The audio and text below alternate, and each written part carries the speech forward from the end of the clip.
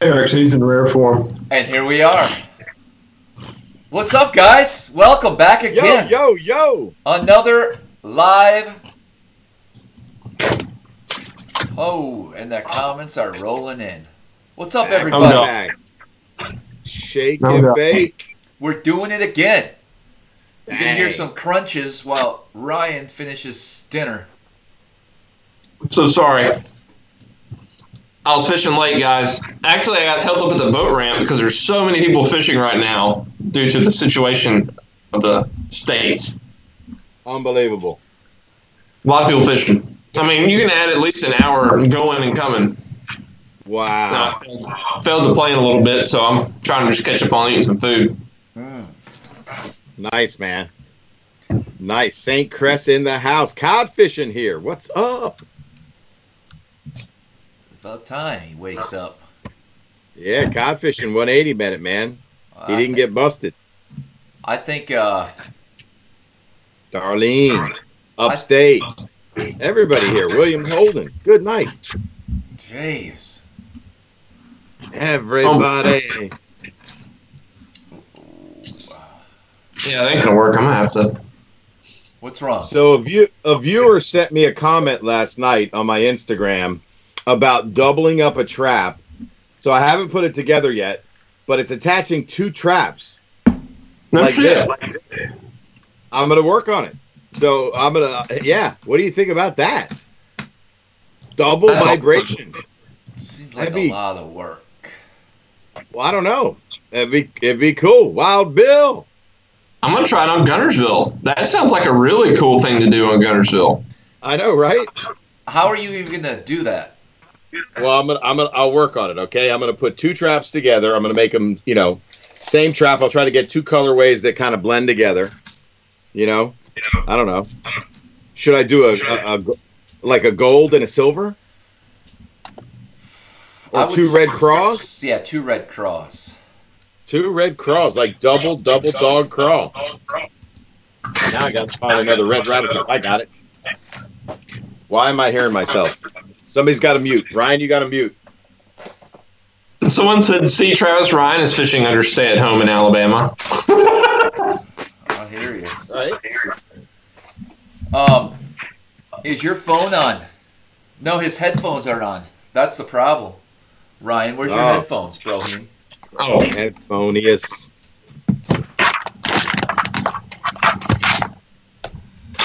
Daisy Is that better? 3 spinnerbaits. Maybe it's Boom. Eric. No, dude. I've done nothing different than last night. It was a perfect show. Oh. I'm muted on my YouTube. My YouTube is muted. I'm on closed caption, and I have my bows on, bro. The memes have been outstanding lately. Oh, he is the meme lord for a reason, man. You like them? Is that how you say it? Memes? Memes, bro. Listen, I just help me out. Memes. Okay. So 8 years ago, that wasn't the term, right? I think it was. It's just it wasn't like it grew and grew, right? Okay. There have been GIFs and memes since the internet. Mm-hmm. I guess I never paid attention. Sure, it's a younger generational thing. I got it.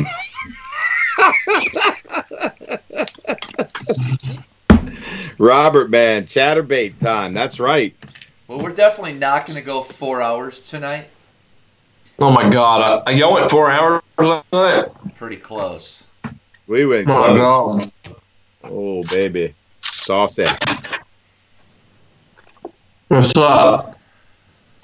Oh, right, goodness. Well, today's topic is all about the Tennessee River. What's the Tennessee River? I don't know. Chickamauga? Guntersville? Pickwick? Wilson? Good night, Kentucky? man.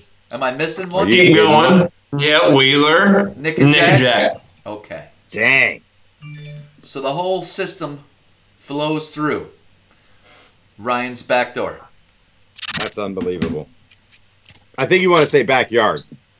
My back door. Back door? That's kind of weird, man. Okay.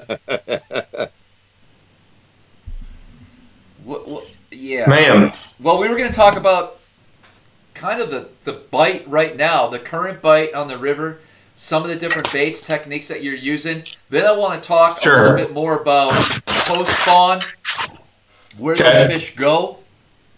And let's do a little ledge fish talk a little later on in the episode. Look into the future. Yes, yes. I like it. It's going to be good. It's going to be good. Oh, man. Yeah, Chick Travis, Mega. Huh? What? I'm supposed to be moderating. You're supposed to be doing the host thing. Remember? Okay. Sorry. Sorry. Travis, what's Monster Bass? Well, that's the better box, wherever it went. Oh. Yeah, I don't know where it is. It's a monthly subscription box, broheems. You open it up every month, and you get a bunch of jerk baits and crickets. Dude, they got freaking Strike King stuff? Sure, dude. Nothing but the best. Yeah, it's pretty cool. And so... I need to get in on that right there. Yeah, you definitely do. I'll make some videos about it from time to time. In fact, I got one going up here shortly. A little aquarium fish tank test video coming up. Oh, nice. We got a lot of videos to post, but we're still doing this live thing. This is day 2 of 7. 7 days of live. Man, I want to come back on more than just tonight. All right. Definitely. You have to call my assistant, Epic Eric, see if he can schedule you in. So what's the deal? I heard you caught a big one today. Man, Travis, I went out to bed fish, and I found a bunch on bed. With the full moon, there's a bunch moving up, but not much locked down yet. They're really skittish, so catching some of the males. I saw some big females, but you pitch in there, and they'd spin a big circle wide, you know, doing the telltale thing that you just need to leave and go to another one. And then last 45 minutes of the day, I went to some eagle grass bars that I knew about. And I said, I'm just going to do this last 45 minutes. I can't see anyways. I tied on the half-ounce Little Head 4.5 that you're very familiar with from smallmouth fishing. And caught a giant. Caught a really big one. It's been a while since I caught a fish this big. I wonder if I can show it just by holding it up. Yeah, to my sure. Let me see here. Double vision. How's it look? Oh, God. Hold it higher. A little higher. There, right there. I like Ryan's picture better. Yeah, man. He got it good. He's got it good in his camera. I love it. Hey, yeah. We getting some comments. You got to put the Fritos away, bro. It's really loud. I'm sorry, man. Well, that's his dog eating them. Somebody says Fritos sounds good. Other guy says it's chopping awesome. in the mic is awful. Sorry. Sorry. I gotta eat. I was fishing all day. I love Fritos all day. Here, I'll switch to peas. They're not as loud. There you go. What the heck? So he got a bowl of peas. I love it. A lot of you guys don't know this about Ryan, but he has a small problem with his immune system. So all because a deer tick. Well, thanks for sharing. Thanks for sharing. A deer tick bit his wiener. Now he can't eat certain foods. Dude, it's funny you bring that up, Travis. Okay. So I took a picture of it naturally when it happened. Wow. And I was married at the time, so I sent it to my wife. On Snapchat. And the anniversary was April 7th. Because I looked in my memories and I'm like, oh God! Oh no! Oh God! There was the tick. It got me, bastard. Damn. But yeah, I was bitten by the tick and it made me allergic to red meat. So now, and like Fritos is one of the only chips I can eat because it's corn oil, and salt. That's all it is. So there's a lot of other ones that just have a lot of not good stuff for you. So I eat really clean. I eat that, chicken, turkey, vegetables, fruits. Wow. And now he's divorced. Correct. She could not handle the D-pick. Man, it started off that. Travis, you opened it up, bro. I thought we were talking about Tennessee River stuff. There we go. Straight down in it. Are there any health issues that you'd like me to share with the crowd based on your conditions? On my conditions? I'm fine. Well, okay. Travis is psychotic. Listen. I got bit in Alabama. You did. A deer tick. Yeah, what happened with that? Nothing else. You got tested. I'm normal. But you got tested, right? I didn't get tested. I think you need to get tested, Travis. I'm fine. He's immune. It affects your mental clarity. And if you've been a little tired lately. Uh-oh. Oh, no. Oh, shit. Indicator of life. Anyways, let's get back at it. So the fish are starting to spawn right now, right? But don't worry about it. You're fine. It's all good. No little tick can hurt you. It's not worse than biting into a lamprey. No. No. Woo! No. So let's say game meats. Okay, go ahead. Sorry. No, let's talk. Continue on. You can't eat game? Yeah, someone said, "Can you eat game meats?" I said, "No, I cannot eat the game meats." Yeah, and that's we'll just leave it at that. Yeah, someone knew what it was. Yeah, it's called alpha gal. And anyways, Tennessee River, what's up? Well, what would you be throwing right now? What's the bait of choice? I'm sure there's a lot of options. Bait of choice is hands down going to be a spicy beaver Texas rig shallow. And if you have like a cold front, so the spicy beaver kicks a little bit when you move it, so it looks like a little brim when you hop it getting in their bed. If I'm going after a little bigger bite, I'm going to put it on like a 1/4 ounce jig head or like a swim jig and just fish it real slow, because you're blind fishing beds is all you're doing.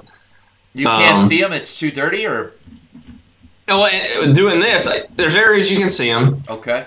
But I'm going to say 85 to 90% of the lake is you're not going to be able to see the beds. So you're going to have to fish for them. And you're going to have more success with more numbers of fish finding an area where they're bedded, in like 100-yard stretch. Okay. Putting your power poles down, throwing that spicy beaver out there and just dragging it real slow. And if they're being weird, I'll, like after a cold front, I'll throw the sweet beaver, which is like a no action. And if they're really nipping at it, I'll downsize to like a 3/0 hook and throw the smallie beaver. Sure. On a Texas rig. And I opt for a Texas rig here because it's so weedy. We have milfoil, hydrilla, coontail, and the primrose. I mean, and they're all in it, and lily pad stems. So if you're not Texas rigging, you're staying pretty much hung up. Wow. Great advice. What color choice, man? Keep it in the green pumpkin family, black and blue if it's stained. I mean, yeah. So are you dipping? Are you dipping the tail at all? I think dipping the tail can matter, especially as the water clears up, like just those subtle details. If it's like really stained, you might do a big dip, just to make it glow a little bit. But if you stick with your natural colors. But a really good one, I don't know why, is like black and red flake. I learned that. I marshaled with Marty Stone on Pickwick. And he told me that red neon, black neon, whatever it's called, is killer during the spawn. And he says it's because of salamanders are that color, right? And it's just that whether they know it or not, I think you're just playing on the bass's instinct. I agree. I'm taking notes, so I need a spicy beaver. I've never thrown one, dude. What does it have, an extra appendage? 2 of them? I got an extra appendage. Yeah, I bet you do. No, I'm being serious. No. It's got, so what it is, man, I wish I would have known. It's got little kicker tails, man. So instead of being the flat tail, Travis, it's got little ridges that make the tails flap like that. Right? It's straight, and it just has a little kick out on the end. It's like flat. It's like to a T. Almost like a bootheel swim bait, but it's just real thin, squared off, and it makes those things just undulate. Right. But it's straight, so they're doing this. Not like a crawl's going to be more like this, and these are just. I'm in. He's in. I like on the post spawn on Potomac and Upper Bay throwing the kinky beaver. Bigger bite, man. Sure. So that's kind of the progression for me, right? And there's a bunch of other great post spawn baits as well. So does a spicy beaver come in like a smallie beaver size as well, or no? There's prototypes, not available to the public yet. Okay. But we may be able to hook you up. Tom says it's a menace, similar type of style. Agreed. Similar design to the menace, but bigger profile. Correct. Agreed. That spicy beaver is hellacious on a ball head, swing head, like what are they? The biffle head. Yes. Yeah. A lot of them out there. Yes. I'm gonna have to add that to my arsenal. Dude, so Ryan, big here's profile. a question for you. I think one of the forgotten techniques during the spawn is swimming a lizard on a Texas rig. Bigger profile, bigger bites. I caught some of my best tidal fish doing that. It seems like, people think about a lizard for Carolina rigging. That's often a good choice for people in the rigging. But Texas rigging and swimming it, slow enough that when you find that bed, you're pulling it through the grass, you're dragging it along the bottom, and if you feel that tick with a tungsten weight, and you start to shake that thing in the bed, man, I've scored bigger bites that doing that. 5-inch or 6-inch lizard doesn't need to be huge. Yeah, I agree. Funny, lizard will catch them for sure. I see, and here's why I stay away from the lizard. And this is mainly just from my Guntersville experience in these spring tournaments. I was coming up through the BFLs. I had a series of 2 tournaments where I was catching so many fish, just in practice, and you shake them off, and I was throwing a 6 or even an 8-inch lizard. Throwing a big one. And all of a sudden, I think I set the hook, and they cleaned off at least 30 lizards in a tournament. And just for efficiency's sake, because that makes sense. It may get one bigger bite, but here's what I think. Whether it's the spicy beaver, a D-bomb, a sweet beaver, any beaver style is imitating that brim, getting in their bed, and I think that's going to get the bite from majority of fish. Yeah. Which is why, I just kind of switched to doing it that way. Yeah, easier to inhale, etc. Yeah. Right. And we won the tournament 3rd week of April last year with 29 pounds dragging a spicy beaver on a Texas rig. So those big ones like it. Can't argue with it. Can't argue with it. They like it. Black neon. Black neon, but this one I was throwing Magic Cross Swirl in that event. I mean, it was so clear, and and when they started biting a little funny, I would just take a little chartreuse marker. I don't know if it helped. It was in my head that it helped. It does. I believe it does. I think that's great to add to a Magic Cross Swirl. Travis, that Magic Cross Swirl's got that light blue kind of crawl color, man. It's Yes. He's aware. Eric. Did you see Travis writing a note though? Is he aware? Because he just wrote it down. All I did was I wrote he likes that color in clear water. That's all. Good one. That's good. So what about I got it right now, Brohim. I could go pull it off. You really want me to? Whip it out. You got a short fuse tonight, man. What's going on? Lime. It's lime. Speaking of lime, where's your beverage? It's here, dude. All right, I got water, guys. Look at that. What? That thing was empty last night. Is that a new one? It wasn't empty. I had a couple drinks a night. What do you got? Is that Tito's? Yeah. Some of my buddies got me involved in that. Hey, Tito's vodka supports dogs, so that's for dog people. Oh. It says it on the thing. Like when you buy it, it says vodka for dog people. Oh yeah. Nice, man. Did you see it?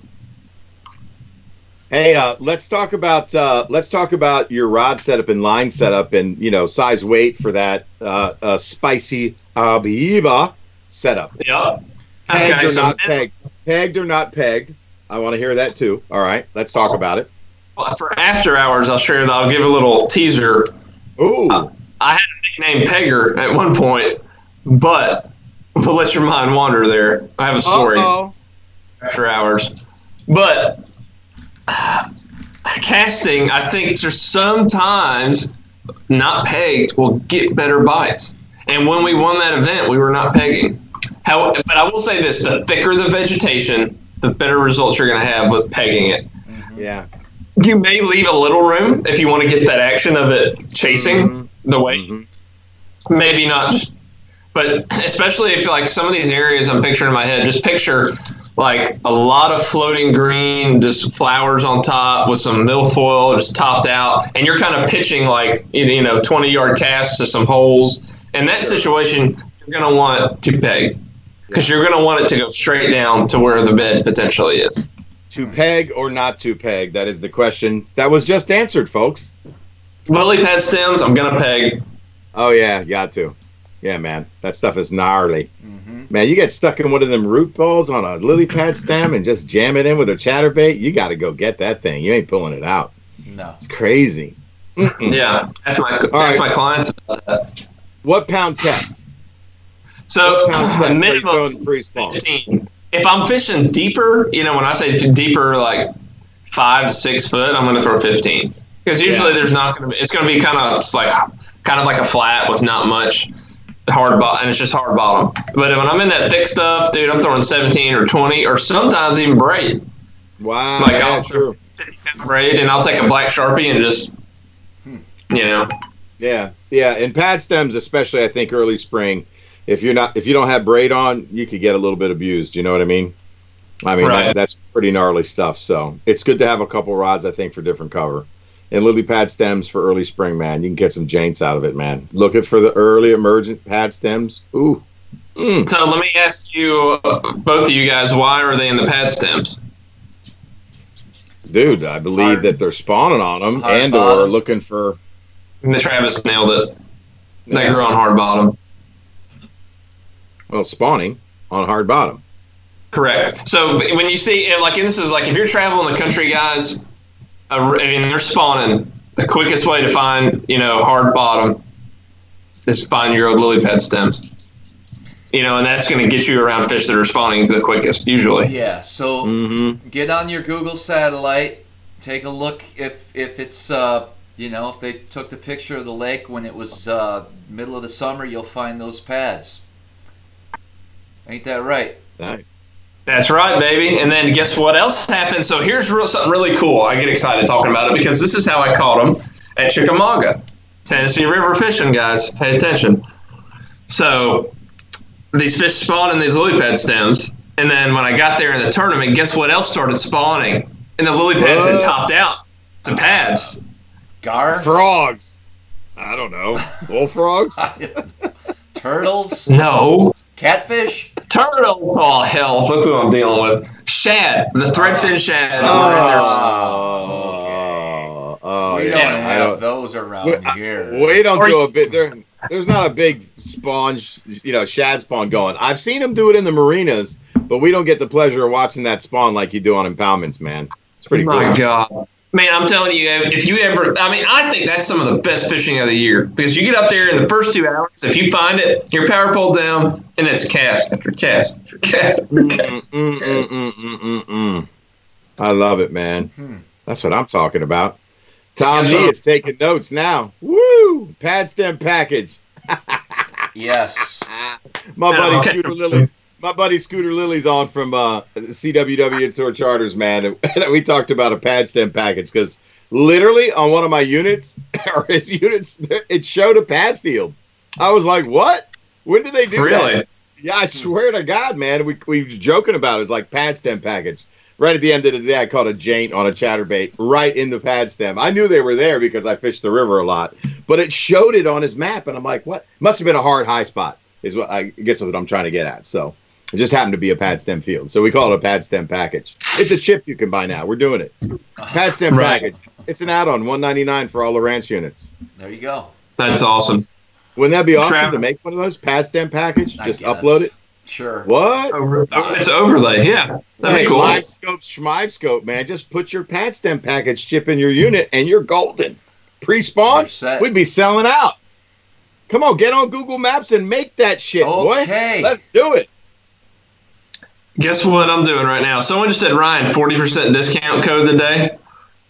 But I'm going to make a custom one for Travis's crowd. All right, nice. just for you guys. All right. I'm writing this down. Let's go. Here we go. Smallmouth Crush is the code, all lowercase. And, okay, what should the value be? It can't be more than 30. Well, then it's got to be 30. It'll be 30. It's got I'm going to go 28%. Just to be weird. Yeah, 28%. Hey guys, save 28% because I'm weird. There you go. I'll put that up here. Smallmouth Crush.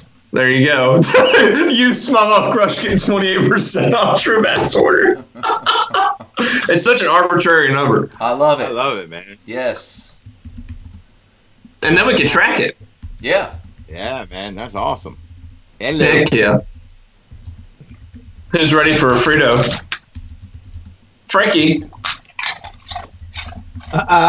Wait for it. There what it is it? www.truebass.com? Swimbaits.com. Swimbaits with an S. Yep. On the end. Got it. Nice. Thanks, Ryan. That's sure. cool, we can give you free shipping, Dan, or we can give you the discount code. The more you buy, the more you save. I dig. Love it. I got fishing. Where are they at on Wilson right now?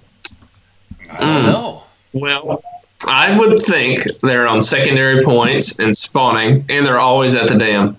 So, hope that helps. We had a blast on Wilson, didn't we? Always at the dam. Oh, yeah. Y'all had 3 for 18 pounds. Well, wait for it. That video will be.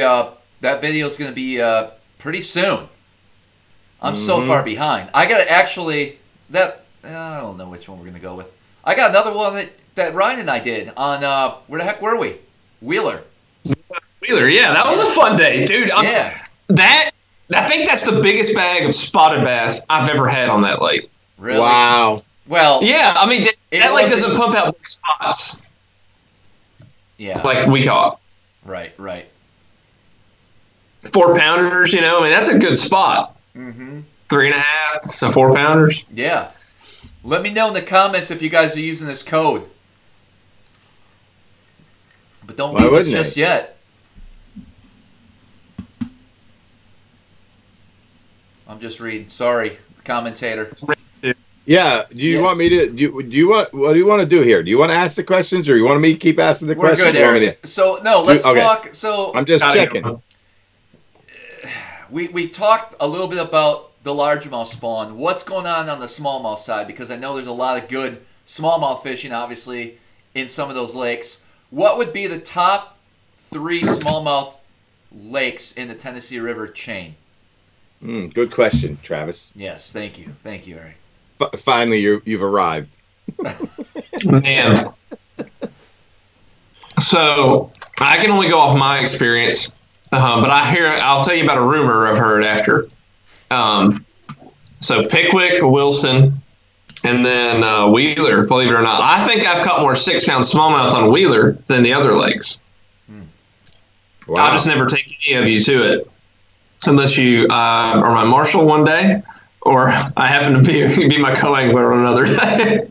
But it's stuff I don't take people to. I don't know. But there's some giants that live on Wheeler. Giants. Like my buddy, he fished a spot while I was gone and checked it, and he had one almost 7 pounds. Wow. Oh, my God. I don't know, it was like a 680 something, 88 on the 100 scale. Wow, that's unbelievable, man. So somebody had a question, what's a good clear water color for your swim baits? And number 2, how long does the discount code last? I'm going to make this one for the year for you guys. Wow. Oh, my God, it's unbelievable, man. All right, somebody said no Dale Hollow, and then somebody wants you to jump right to November. It's Jake Harshman from, the Kayak Nation. Okay. He's obviously got a tournament down there in November, so this is the man to be asking. Yeah, man, Jake, you know what? I would love to tell you, but I have a feeling that we're going to be doing these more often, and I think you just need to watch come, it's October, September, and we're going to talk about November. There you go. But I'm going to tell you, you might need to get you some of these swim baits for that time of year. All right. What color for clear water? Color, okay. This is the biggest debate ever. And so I think Travis will have opinions, and you'll have opinions, and I'll have opinions. So it's tradition that this is a really big swim bait, don't mind it, that the clear water, you want to go to translucent baits, right? So that's pretty translucent. So this one, it's a fun name. It's called Pale Chicken. Gotcha. Pale Chicken. It's clear swim bait. I'm going to put you full screen as you're showing colors, just because it's kind of hard to see them in the camera. Okay. Tell me when I'm full screen. You're full. Okay, so this one's called Pale Chicken. This is a 7.5. It's called the Big Head. I actually have this on underspin. I'll talk about this later. But this is a really good clear water color, especially like the more you get into like the shad spawn and when they're pressured. There's time like you just go behind people and just suck them up with that. But when they're really aggressive, and Travis has witnessed this, you want to throw, even in clear water, a loud, bright color, like chartreuse. And our color in that is called Citron. I don't have any at the desk here with me. The best I can tell you, it's, the citrus shad. Oh, Travis might have one. I got one for you guys. Yeah. Let me pull that up right there. There you go. It's nice. That one's retired. Yeah. That's a retired one. Yeah. Dude, I'm telling you, that's one of the top 5 smallmouth days I've had. And think about that. That's in 10 years. That day that me and Travis, that's one of the top 5 days. Mm-hmm. It was just epic. But that was all on Citron. Citron's phenomenal color. I think it calls them from farther. If they can see your bait, you can bring them to it, right? Just like the principle of the glide baits. But if they're being weird and picky, that's when you have to dial in the color. So another really good one, that the day in, day out, dirty or not dirty, clear water is 99 Problems. This is one of the most natural shad-looking patterns, black back, and it has a milky glitter. Hold on. Keep holding it up. I'm messing up here. There we go. All right. So this has a milky glitter base color, and it actually has a hint of blue. So when shad, when they're not all one color, and they show different colors as they swim, right? Because they're oils and whatnot. I have found that little blue hue in the base color is a fish catching dude. And our top 3 sellers are True Blue, Green Bean, and 99. What they all have in common is the same base color. It has like a blue iridescent sheen on the outside, and it's got the same milky glitter base. And then we just changed the back color. And it's amazing how they will key in on that back color some days. Like the guy throwing Green Bean will catch 3 to 1 of the other colors. Isn't that crazy, man? Colors matter like that? That's so weird. Travis and I debated that last night. At times. Yes. It's interesting. Interesting. So that you say that, Ryan. We're getting some questions. 4.5, 5.5. If you had only one size. Dude, okay, so I've said it for years. What's so funny, Eric? I love you, man. I'm sorry. I'm just having fun. Go ahead. Sorry, I'll moderate. Go ahead. I'm writing notes. Know your place. And then they want to know, and then we need to know about the hooks that you're throwing those on. So let's not forget that. Okay, no worries. So, all right, so we're going to talk about size. Day in, day out, 4.5. That's what I caught that 9-pounder on the day, was that 4.5. And I've heard more stories of big fish being caught in the 4.5 than I have the 5. And I just think the 4.5 resembles the most average size shad in our system. Mm-hmm. There are days that, obviously, if you're not throwing a 5.5 on the ledge, you're just not going to get the same bites or the amount of bites. Because I think another thing, the deeper you go, the profile of this gets smaller, the less light you have, and the more depth of water. Your bigger bait loses profile as you get down deeper. Wow. Interesting. That's just how I think about it. But if I had to pick one for the rest of the time, it would be the 4.5, 99 Problems probably. But so I'm a huge fan. I'm almost always throwing the 5. And it is this year I've made a point to throw the 4.5 more because I'm always throwing the 5. And look what happened. I just caught a 9-pounder. I catch a lot. Now, granted, I catch a shit ton of 5 to 6s on that.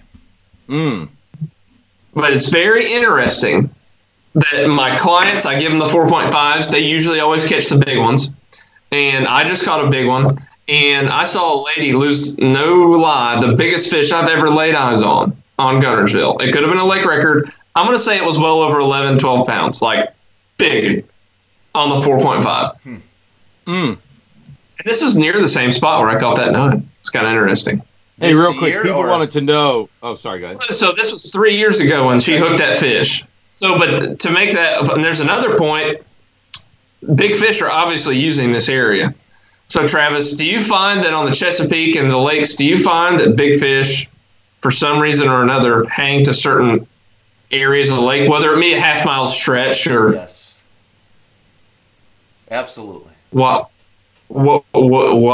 do you think it what's bringing them there? Why are the big ones there? I think it's a type of structure that's there.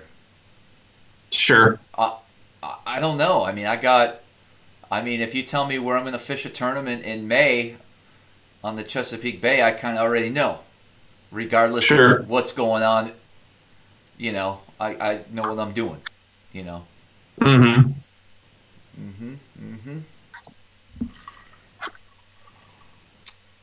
So people want to know. People want to know, like, for hiring you for a day, what's the going rate? Like, when are the best times to come down and fish with you? And then let's talk about the head. All right. So the best times to fish with me. I'll tell you the worst times because it's really. Yeah, there you go. Honestly, down in. Dude, yeah. I mean, we can catch them pretty good regardless of time of year. Yeah. It's just, what are you looking for? What are you wanting to learn? What techniques are you wanting to experience?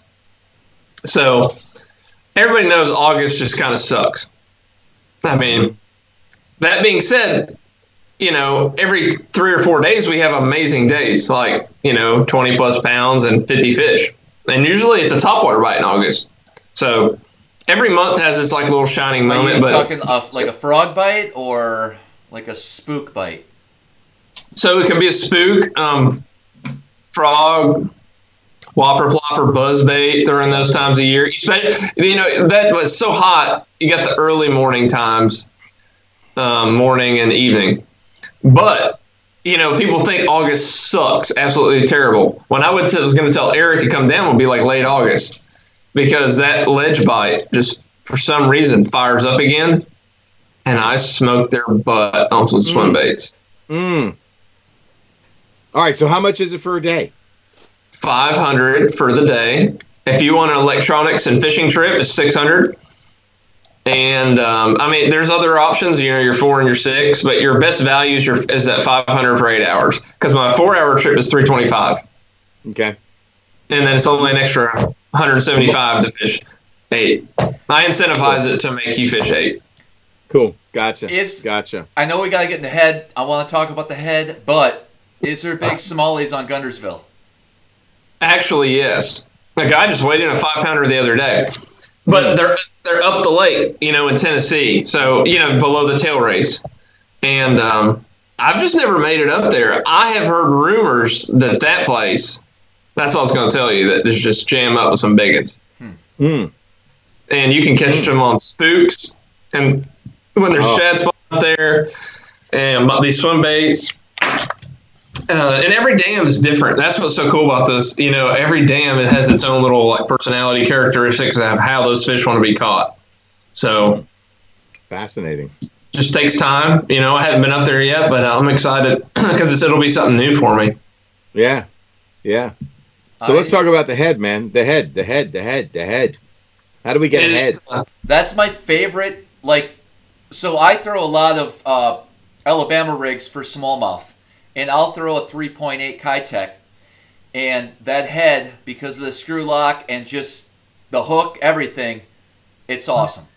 Without a doubt. Yeah, watch this, guys. That's it stayed on like crazy. This Travis, one, I'm not even kidding. Unbelievable. I pulled this off the rack. This has been rigged for 2 freaking years, and I still can't pull this sucker off. That's crazy, man. Don't take that off. That's gonna kill. I'm taking it off. I don't care. Can you see the screw lock, guys? Yeah, you're good. You're good. That was perfect. Down a little bit, right there. Nice. So I literally sat down, God, I don't know, 6 years ago now, and drew this head by hand on paper and put dimensions to it, and then sent it off. Now I want you to look at the head of it. So like a keel. Yes, it's keeled, right? But it's also shaped to deflect off the rocks. That's cool. I see that now. And the reason, so when you reel it, and then here's a really good tip for you guys for swim bait fishing. So when you're reeling and your rod tip is pointed down into the water, guess what your swim bait's doing? Yeah. So when you're reeling and you hold your rod tip to the rock, it's angled slightly down, right? Yeah. If you watch it at a swimming pool, you'll notice. So if you hold your rod tip flat, it lifts it, and if you hold it up, it'll actually kind of swim like that. So, and these are just little subtleties. You're like, why is he catching them and I'm not? Like, there's usually subtle differences like that, and that changes how your swim bait runs. But I like to hold my rod flat or just up, so it's swimming like that. I didn't get that lesson. No wonder I was catching them fucking drum. I'm so pissed right now. He's watching me. I told you what to do. You're the drum. Well, here, and Travis is defense. It's amazing I caught one. I can't believe it. Damn it. And Travis is defense. Ryan, man. Damn, Ryan. Eric, I was on a phone call with you, and you were repeating Travis's. You're like, Ryan said do it like this. And he said, all right, throw it out, reel it, rod tip up, blah, blah, blah. So when you repeated rod tip up, he told you. He may not have told you why, but he said it. Right. Because you repeated it back to me. That was at the end of the day. And then I caught one. I've been slaying the drum all day with the rod tip down, grinding in the rocks. Dude, yeah, the smallies just want it floating through there. It's funny. Yeah, everyone wants to know what kind of hook that is. That's a Mustad. Ultra point. This is a 6/0. This is a 3/4 ounce. The 1/2 ounce of a 5/0, and then the 3/8 of a 5/0, and then the 1/4 ounce of a 4. And then we have some for the finesse ones that are 3/0s. I'd love to see a 1/2, 3/4 in size 4 and a 3/0. Believe it or not, just saying. Okay, well, that's good feedback. We need to know that stuff. Yeah. So get on that. Yeah, we'll talk later. That's for the smallmouth guys, you know. Sure, yeah. And maybe you might have to tweak the head design because I don't want you want your profile of like whatever swim bait you're throwing up there to be like smooth transition from the head. That's just what I think. So we might have to tweak the shape of that for the smaller guys. Sure. Now, another thing, when I'm throwing A-rigs in some of the parts of the country, I have to, I can only use 2 or 3 baits. And so I'll actually use your head as a dummy, use the screw lock, and cut that hook right off. And that works perfect. Interesting. It does. It works great. It would be pretty cool for us to, if we could come out with a way to not put a hook in it, just to put a pin. Yep. Yeah, man. And sell those bad boys for Alabama rigs? Come on. I mean, I don't know what the statistics are, but I would, besides the Tennessee River and some states down south, I mean, every state up north, you can't throw 5 baits at all. Nope. We're one of the only ones, Alabama, Mississippi, Florida, maybe Florida you can. So, Ryan, go ahead. Go ahead. No, keep going, man. Keep going. I was going to say, I don't know if this was legal, but I do remember saying someone in New York or somewhere up northeast caught 5 at a time. This might have been before they made the rule, though. Yes, there's rumors crazy about that. Wow. I know the guy. The legend of the 5 at a time Alabama rig. What's the most you've ever had at a time? 4. Okay. That's a lot. How did you handle that? With big rods and big line. Okay, I have a question. So a lot of people been talking about throwing, Travis, you're killing me tonight, man. Throwing swim baits on tidal rivers in thicker grass. So talk about your bass, your true bass swim bait, maybe a weedless kind of setup. Do you do that a lot down there? I wish I had a weed. I needed to have a weedless hook, but I'll just say the one I use is the Owner and the Owner Flashy. Mm-hmm. Yeah. So for me, like when I've thrown the Flashy swimmer on smaller sized, I don't like I'm looking for that gap above the head so that I get a good hook set. So I actually bend that hook, and I know it's a no-no to do because I know I'm weakening the hook. I'm not tempering it right. I don't love how that is set up. It doesn't have a big enough bite for me. So what size? You gotta go big. You think? Yeah. So what Flashy swimmer are you throwing on the 4.5? Since that is your all-around catching big fish. I love the size of that profile. Let's talk about that. It depends. So the Flashy swimmer, it's two separate ones. You have the Owner Beast. Yeah. The Owner Beast, I throw I'll throw an 1/8 sometimes when I'm going real shallow, but a 1/4 ounce almost all the time, 90% of the time. Mm-hmm. For the 5.5, the 1/4 ounce will fit, and you will catch fish with it. The key, guys, dude, you'll catch them, but the reality is you need to let them choke on this. Swallow it to their butt. Oh, wow. So you're not setting that hook. You're letting them swim a little bit, and then you're setting the hook. So wow. Interesting. They're eating a swim bait, especially a largemouth. When they eat it, they're eating it to eat it. They're not eating it to not eat it. Sure. So that's why I was telling, other than smallmouth, you get that bite, you reel quickly, and you just pull into them, and you keep reeling. Yeah, right. Right, because you let them keep sucking it in. But this, I miss fish for years, guys. And this is how I qualified for the cup at Guntersville. Was in the fall, throwing this through scattered mill full. Yeah, that's what I'm talking about. So, and I miss fish and practice doing it, and I finally said I would give them 2 Mississippi like a frog bite. I would go 1, 2, whack. And dude, they would have it in the back of their throat and the top of their head every time. Oh man, that's beautiful, man. Wow. So they were continuing to eat it as you were doing the Mississippi. Yeah, and I would, because you get that bite and they thump it. It's funny. Oh yeah. Sometimes for me, sometimes it's a tick. You know what I mean? It's that tick. This is just my experience. Once again, they eat a belly weighted swim bait a little different than they eat the big one. And I don't know if when you're feeling that thump, you're feeling that hook shank, but the fish's teeth hitting it. You know what I mean? Yeah, right. Maybe. And it's connected to your line, so it jars. I'm not sure what causes it. For me, it jars my line. And so that makes you more excited, so you want to snatch. And don't go snatch until they got it. That's interesting. Yeah, it's good feedback, man. But I have seen, when I started doing that, having the perfect gap has not mattered as much, right? Fair enough. So I don't have to bend my hooks out anymore. So on that 1/8 ounce or 1/4 ounce piece, I do bend my hooks up. Okay. So I at some point we should probably demonstrate what we're talking about and how much are you bending it and where are you putting your pliers. That would be a great demonstration at some point, because that's like an old pro secret. Not a lot of people fool around with their hooks. I'd love somebody to design a hook where I wouldn't freaking have to bend it. It's like a frog hook. People spend time bending their hook tips up. A lot of series of thoughts on that, but I love some of the from knowing how to do that. Where's your competitive advantage in knowing how to do it? Very true, right? Yeah. I feel you. So, I take every plier has a smooth round bend, right? Yeah. So just take it right there, right? It's flat on top for the Owner Beast. Put it right below that, and then I'll open it maybe 5 degrees, max. And I'll actually take it and I'll put the pliers flush with the hook, and I'll actually cant it over a few degrees to the. Ooh, dude! Did you guys just hear what he just said? That is a monster tip right there, because a lot of hooks have that offset, and I'll tell you that increases the hooking percentage in a major way. For sure. Do you do that with other hooks as well? I used to until I started. I don't think I have a hook sponsor. If I do, I'm sorry. But I use the VMC on Texas rig hooks. Oh, yeah. The VMCs have that, don't they?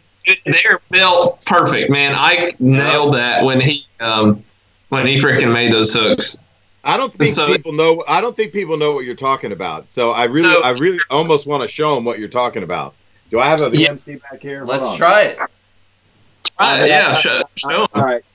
Well, so I got a flashy swimmer right here, and we can try it with that. All right, and then let me get. I know I got a BMC here somewhere. I just got to find it. It's wait a minute. You know what? I'll just grab a EWG hook, and I'm going to show them what you're talking about. How's that? Perfect. Do it. Let's do it. Let's do it. I think this is a great demonstration for people because this is a big deal, man. This is like the difference between coming home empty and coming home with a limit. Small little tweaks like this is what this show's all about. I'm a geek like that, man. I love this stuff. Hey guys, and here's another fun topic. You can do all the right things in fishing, but always remember when you're having a tough stretch or you had a bad day or you're having a series of bad events, that it is also just fishing. You can do all the right things and still have a bad outcome because it just didn't go your way. But from what I've learned, eventually, I call it the worm turns. Eventually, the worm's going to turn, and the good things are going to start clicking, and they're going to start putting them in the boat, just like today. Guys, I can't tell you how many giants I've lost this time of year that have just got off. Today, that best team in the freaking boat. I didn't even have a net, Travis. What up? What? No. You should. I licked it, and it's on camera. I got it on camera. Oh my God, I can't wait to see that, dude. All right, so it was cool. So here's the hook, right? So here's the hook. Okay. So what we're talking about, Ryan was talking about how the point is offset. The point of this hook is in line with the the line tie. We got it? Correct. So what you're talking about, what do you think that bend is out? How many degree? I would say 1 or 2 degrees. Like, not much. Or maybe 3. We'll call it 3. So I'm just going to exaggerate it. So what I did was I took my pliers. I don't know. You probably can't see it. But I got you full screen, bro. I probably bent it out slightly to the right. So that's all he's talking about. That little offset right there increases your hooking percentage. Well, one more thing, right? So that's the first thing, right? The second thing is you're talking about grabbing the hook here. Hold it up. Hold it up. And I'm trying to. Yeah, right there. Bending it slightly up. Maybe about 5 degrees. So all that's doing is increasing the hooking percentage because you've tipped that hook point up, right? So you probably know, I think it's on the Kitech finesse jig, they make a special, I believe is it a Gamakatsu or owner hook? Is it Gami? Anyway, their jig hook is pointed up like that, and it sticks them in the roof of the mouth every single time.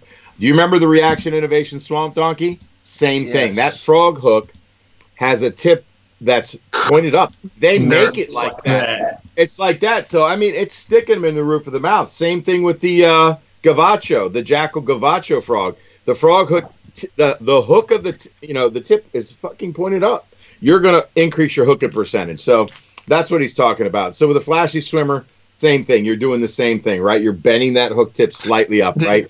To increase, and you're delaying your hook set. That's a huge tip for me, dude. Because I was angry. I gotta write that down. At the flashy.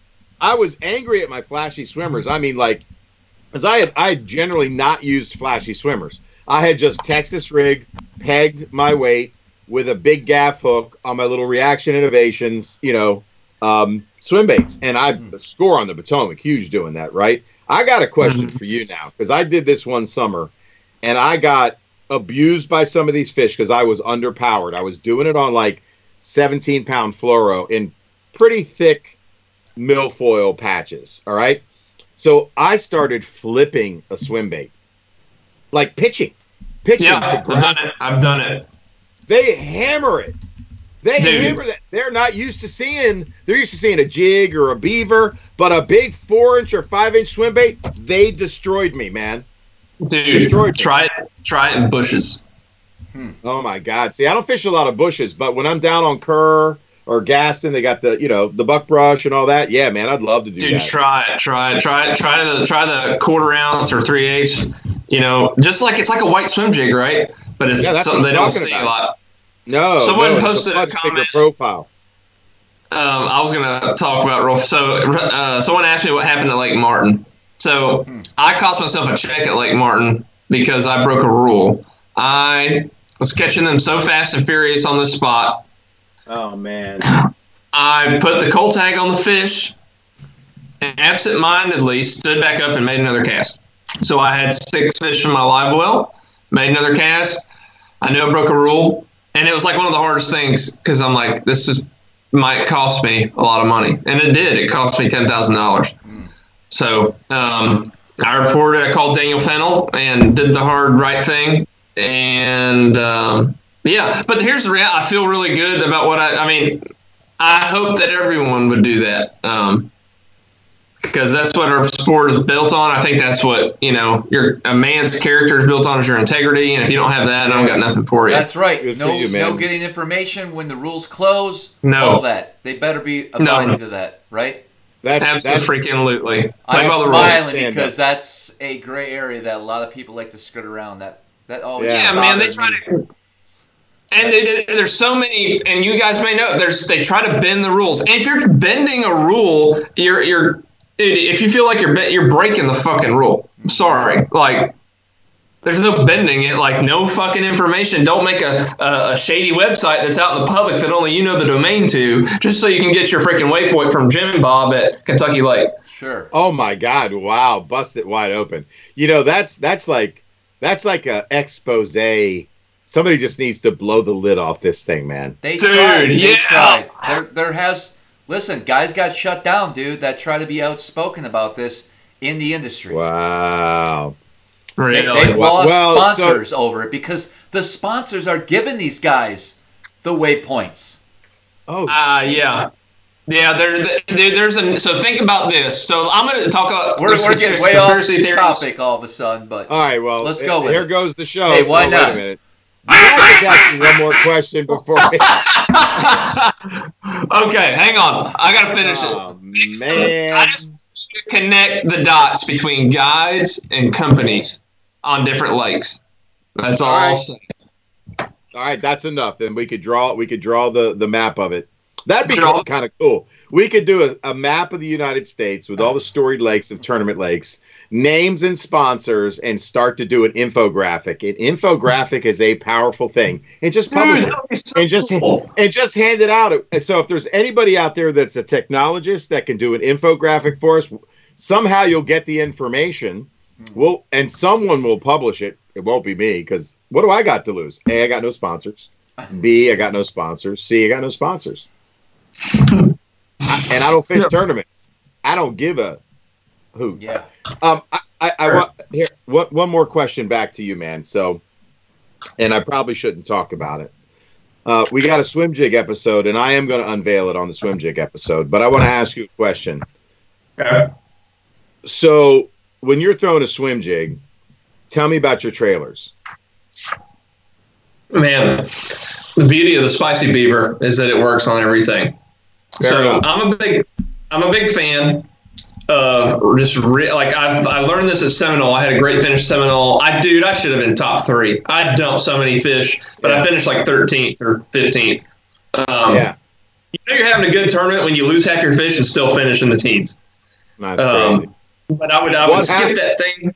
I'll skip that thing on a brush. I would throw it over grass, and they didn't want it pumped. They just wanted it reeled, and they wanted a dang Spicy Beaver doing this. I tried a dipper. I tried several other plastics, but I would just reel it. And everywhere I've gone, if you just reel a swim jig with that Spicy and it's just back there kicking, and that skirt's just kind of slowly pulsing, think about your swim baits. So what a swim jig has a secondary action. Right, and there's going to be times when they want a skinny dipper on the back or a true bass when it's rocking. Right.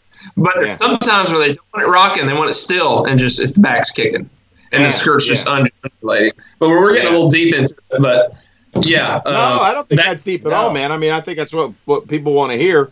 I agree, man. A skinny dipper, I cut the head off the skinny dipper, so it's the same profile size, and I slide it up super glue, and then I put a Spicy Beaver on the swim jig. And it skips, just so you know. The Spicy Beaver, you can skip it where you want it.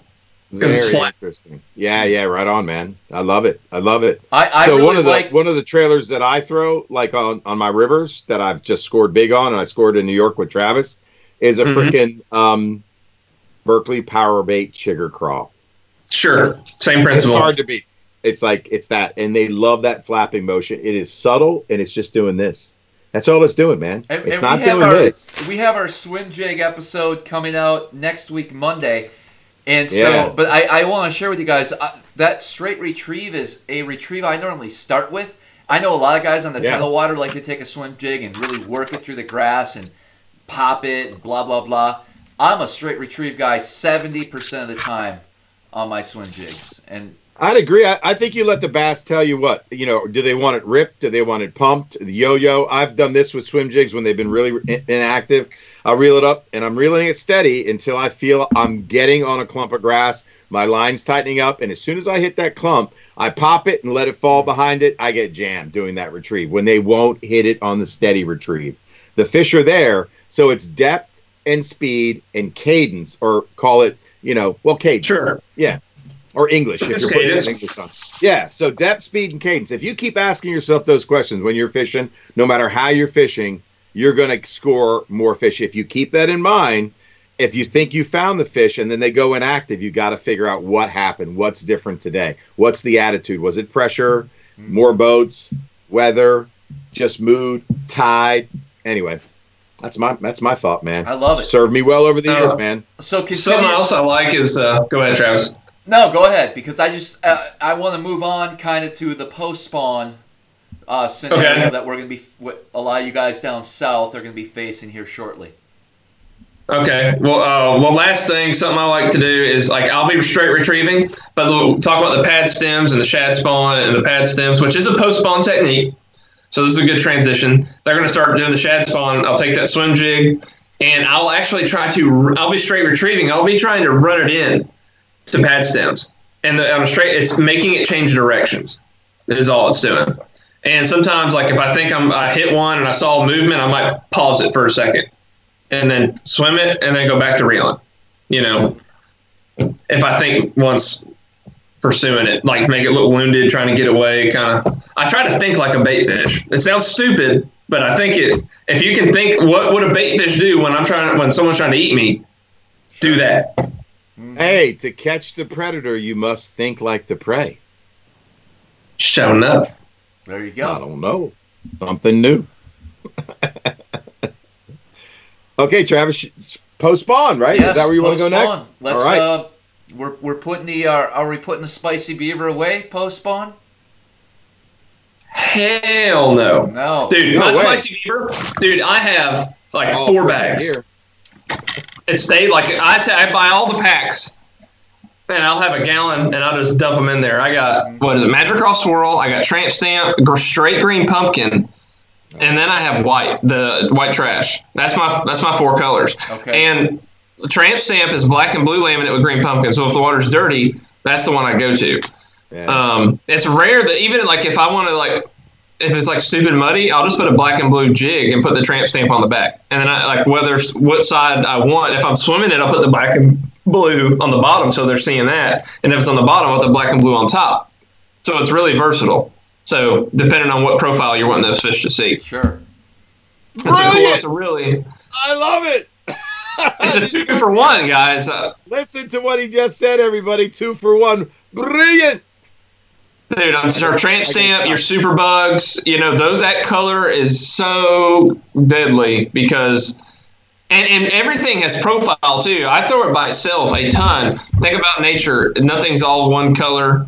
They have different hues, right? So that's really cool. Something really cool Reaction does too, man. And not a lot of companies do this, is how they pour. It's not just flat color change. It mixes. Mm-hmm. It's really like natural. It swirls. Some have more black and blue. Some has more green pumpkin. Yes. And if you want in my opinion, I think Reaction Innovations colors are the best in the business as far as their combinations. I mean, it's. Did you say in your opinion? In my opinion. Opinion. Opinion. Opinion. Opinion. Opinion. Oh, not opinion. Opinion. I wish. I wish. I love that he noticed it. It broke my head. And so here's a problem I have with sweet beavers, creature baits. When you're flipping, you're constantly going through them, right? That's why I love to fish a creature bait that I can throw a lot, right? Okay. Which would be what is this? The palmetto bug, right? Is that how you say it down south?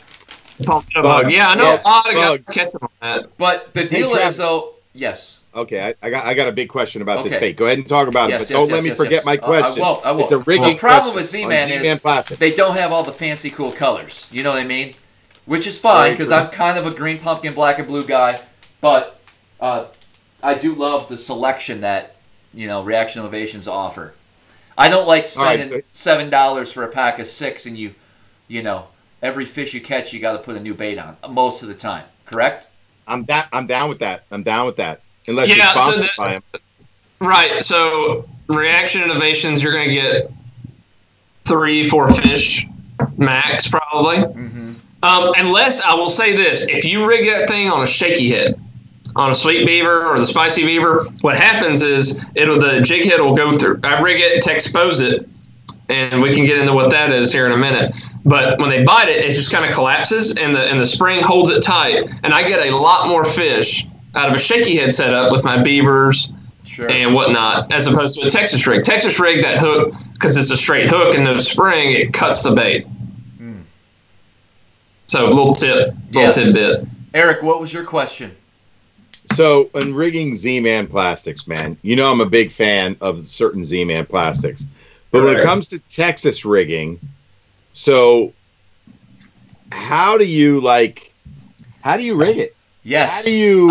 Yeah, man. I really want to make palmetto bug. I want to make a special video about that.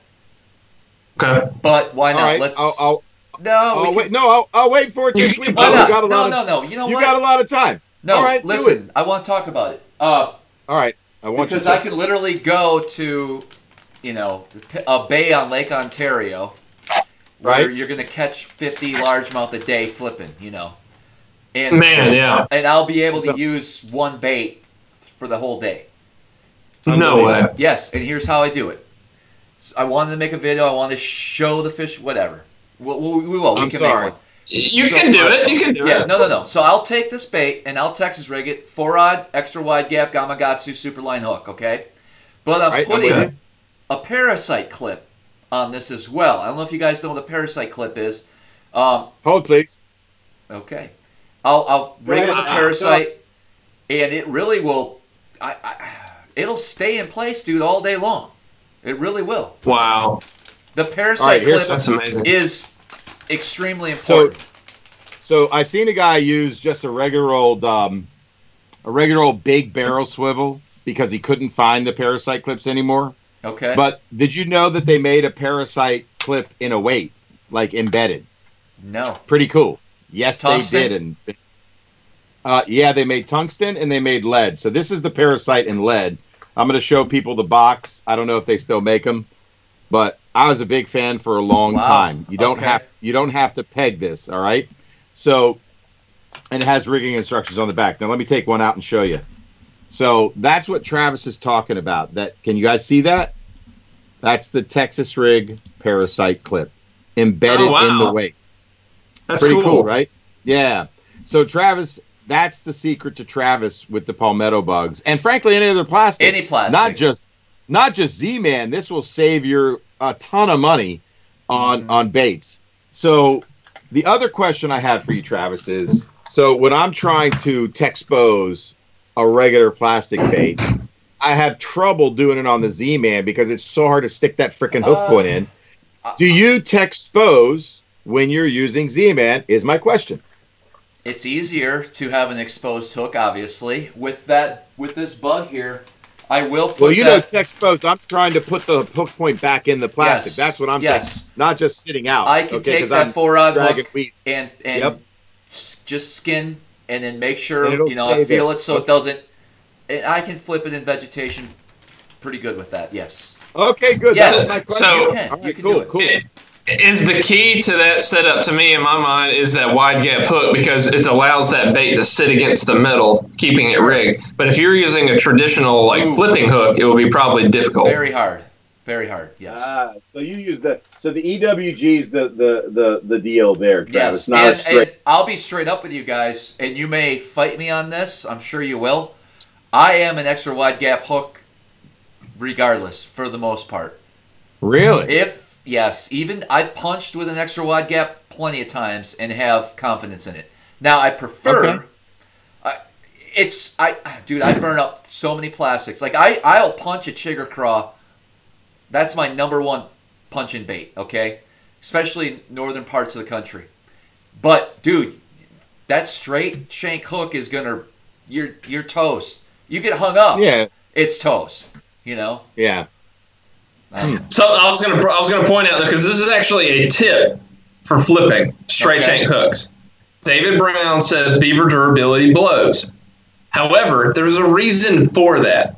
The best Florida flippers and sight fishermen started like Reaction Innovations, and like they're on the team.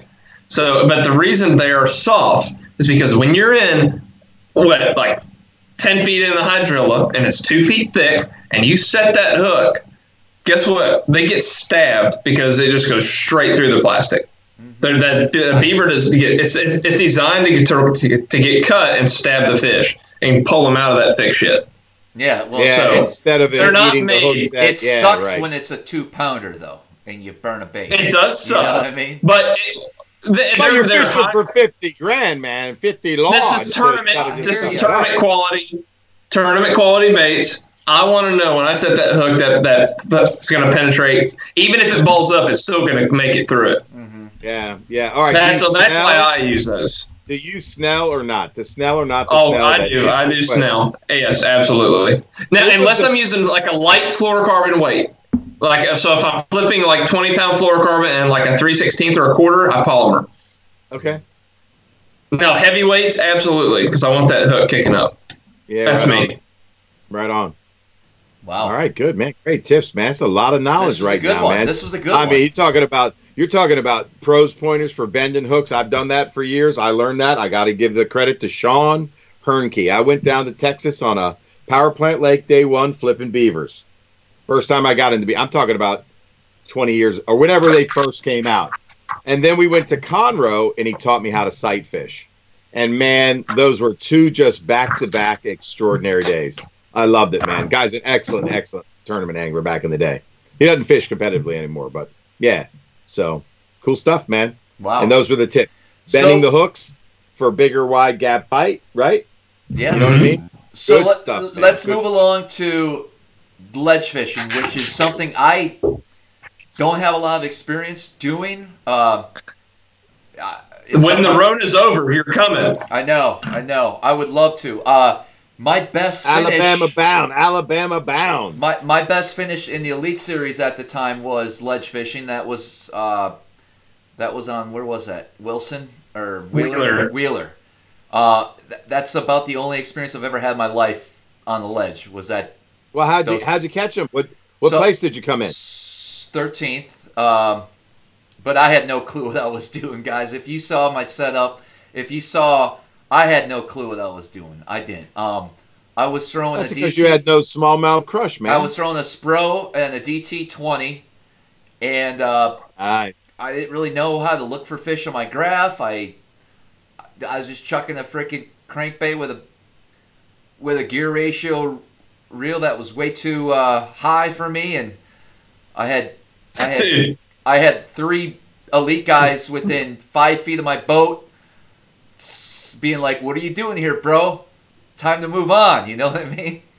Yeah, they're being dicks. I was sitting there, Travis you was you saw me, yeah. Yeah, I was out there watching them on the water, and dude, yeah, I don't remember who. It might have been Cliff Pace. I don't remember. Yeah, someone was near you. There's a couple of guys. A lot of guys were sure in that stretch. Sure. But Travis, I think I remember him like having a wrist brace. Yes, I bought a brace. Dude, he was cranking so effing hard. He was just getting it, grinding that ledge. But what's interesting, he didn't know what he was doing. But I think him not knowing what he was doing, because he was open-minded, he was actually triggering those bites a little better than, say, a 5-4 to 1. Mm-hmm. You would have had to crank really fast, because when you got your bites, you were whipping. Sure. That's interesting. I had no clue being there, bro. I had my graph was this big, probably still black and white. I didn't know what I didn't know too. And honestly, I didn't know much then either. Like, I just knew the community holes because I was from there, but I wasn't a ledge expert by any means by then. Like, I maybe been doing it for a year. Yeah. So how'd you find them, Travis? How'd you find those fish? So that one was, honestly, it was sight fishing. No, randomly casting for days and days. It was next it was next to a buoy marker, which there you go. I kind of gravitate towards. Like, I was going to say, there's a day marker there, which is pretty good sign. Growing up in Wisconsin for smallmouth and whatnot, I was fresh out of smallmouth. I was 2 years into bass fishing, and I just went to this Tennessee River Lake and checked out a buoy marker. You know what I mean? That was fun, and it's so cool. Like, how long? That was probably 10 years ago now, I would say. 2012, Came in 13th. That's 8 years ago. And that was like towards the beginning of Travis's and I relationship. And just to see how far he's come as an angler, and me, I was just starting my career in college, college fishing. I was like, well, towards the end. Last year college fishing for me. Yeah. So you fished. Time out. You fished. What college did you fish at? And what team? And how'd you do? I'm sorry. I got to know. My neighbor Nick Cups approached me one evening and said, do you like fishing? And I was like, well, hell yeah. He's like, let me see your setups. And I show him like this Abu Garcia pistol grip rod metal. No, you did not. Shit. Dude, yeah, and he laughs, and he's like, oh, it's cool, man. And I have the handle tackle box that's plastic. Oh my god, that's awesome. Dude, yeah, that fall we started the UNA fishing team, and him and I. What's UNA? University of North Alabama. Okay. It's right there next to Pickwick Lake. Holy like 2 minutes from McFarland Park. So that's where I cut my teeth, was on Pickwick Lake. I'm there fishing a ton. I don't even need a graph for, the river section of that lake because I know it so well. Man, that's crazy. My first tournament ever was on Wheeler. I actually won that out of the back of the boat, which was cool, on a shaky head. Oh, baby, that's what I'm talking about. Yeah. What shaky head? What shaky head? What ball head jig and what shake head worm? And it was that old net bait 6-inch finesse green pumpkin worm. Nice, man. And what head were you throwing? The spot remover. Ball. Oh, spot remover. Nice, man. What pound test? 8. Oh, light, dude. Light, man. You're talking Travis's language. There you go. Now let's go to on the ledge fishing. A lot of times I'm throwing a drop shot. And, dude, I love the 7 pound, like I think it's 7. It might be 8. I think top knot. I don't think they make 7. I know Sniper makes 7. Right, so 7 and 8. That's all I'm drop shotting. And it's crazy. I don't know if it has to do with how that worm sits there and falls on the tension of that line. But if you throw 10 or 12, you get half the bites. Isn't that crazy? It's crazy. I did that on Gunnersville with Matt Lee. He turned me on. That's the first time I threw a Nico rig. And I was Nico rigging light. And I was getting bit big time. Threw a drop shot, Nico, and he was burning on ledges, the old crankbait thing. I chucked that crankbait on the wrong gear ratio, and I'm like, it's the giant one, the 10XD. And I'm like, how do people do this all day? I threw it like a half dozen times. I'm like, this is crazy, man. Give me one of them 6XDs. I still caught them, but I'm like, it was so ridiculous. I was like, what is this? I've never seen anything like it. But the Nico and the drop shot post spawn was scoring big on Gunnersville on those ledges. Oh, for sure, man. I mean, when it's tough, they get bites, and then once you get bit. But, man, the first thing I'm chunking when I get to a ledge is my go-to is the 5.5, and I'm throwing Citron or 99. So you're throwing that over a crankbait? And here's why. Crankbait's the last thing. Like, unless it's like fresh, like, dude, they just showed up, the megawatt is there. But let me put it to you like this. And now I'm going to say this, though, the crankbait will catch probably the biggest fish in that school. Wow. Like what the big crankbaits, your 10XDs, like your oversized crankbaits. Wow. For some reason, it's a reaction bite thing, but would you rather hook in a tournament a fish on that or fish on treble hooks. Oh, swim bait. Sure. What's your swim bait setup? Talk about your line on that ledge deal. I'm throwing 15, max 17, just because I want you guys to think about when you're swim baiting, line diameter versus drag and lift. When you're throwing a swim bait in 20 foot of water, the bigger line you throw, the slower you're going to have to reel the bait to keep it at depth. Now, if you want to crawl it, you might want to use it to your advantage, because you could reel 20 pound. It's going to force you to even reel slower to keep it down there. But I like to reel a little quicker and keep it at depth. So that when I drop down to 15 and 17, and there's certain line companies like Yo-Zuri Top Knot. My God, you throw their 14-pound test, it's the diameter of people's like 10. So I can actually go up to their 18 and have the strength and still be able to have that line diameter, which is the whole goal, is line diameter. Like the strength is fine. The difference maybe is I lip the fish versus boat flip it. Sure. It's not an issue if you have the right rod, which you want at least a 7.6 to 7.8. That's like the perfect range for a swim bait rod. Anything bigger, I mean, is a little overkill. You can work with less. Like I won't go under a 7.3. 7.3 is fine.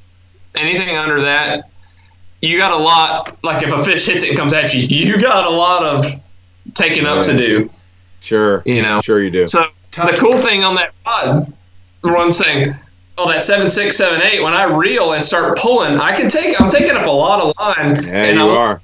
Moderate action, so the rod starts loading, and by the time I'm pegged in, it's like a press with that setup. It just presses it into their mouth instead of having to with the shorter rod, you got to slap them to catch up, and it's trying to just jab that hook in them as opposed to just sinking it in.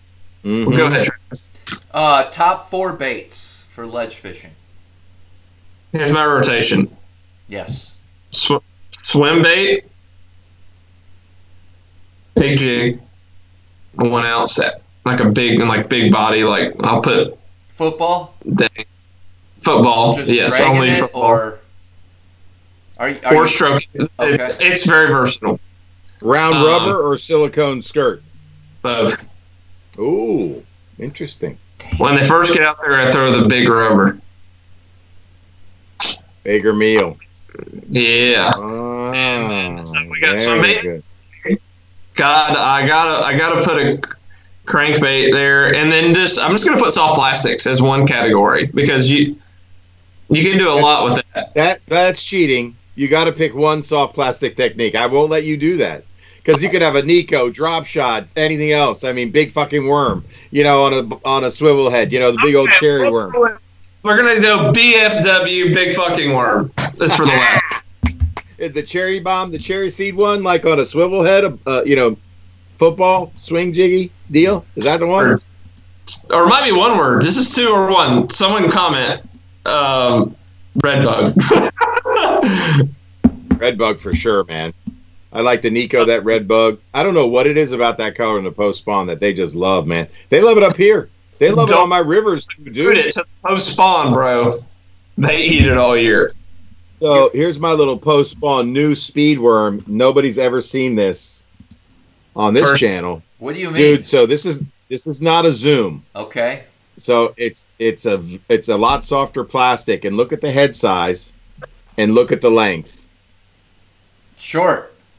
I miss a lot of speed worm fish. This thing is designed for my tidal water, and it's red bug, and I'm stoked. This is going in the game if I ever get back on the water this year. You won't. You're too scared. I'll be right there. No. you were having a nice show until this moment. What? Why you got to come at me like that, man? With the guns loaded, man. Eric. The guns loaded, man.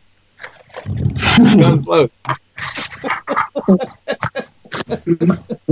Hot and heavy. Are you still eating that peas, by the way, or what do you got going on there, Ryan? Yeah, man. He's working on something else, man.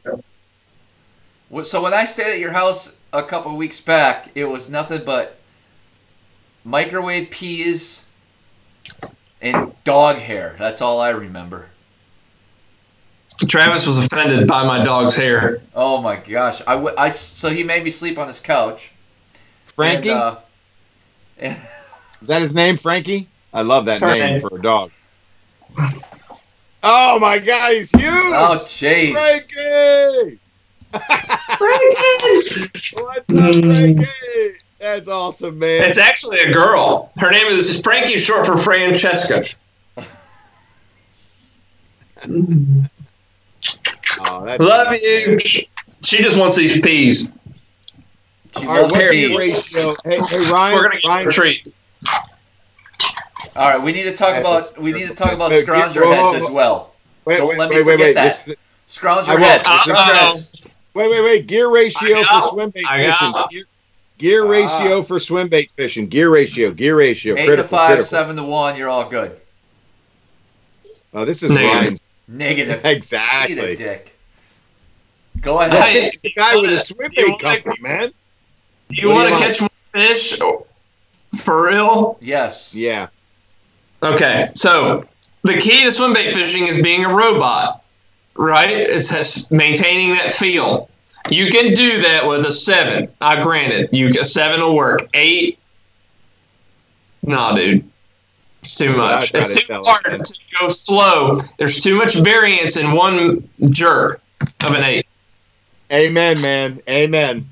So Dan Handcuff nailed it. It's anything that's 28 inches per turn, which is going to be a 6.4 to 1 mostly on most reels, a 6.8 in Lew's, and the smaller, it depends on how big the spool. But just look for inches per turn, guys, on whatever reel company you use. 28 inches per turn, which is always going to be in the 6 category.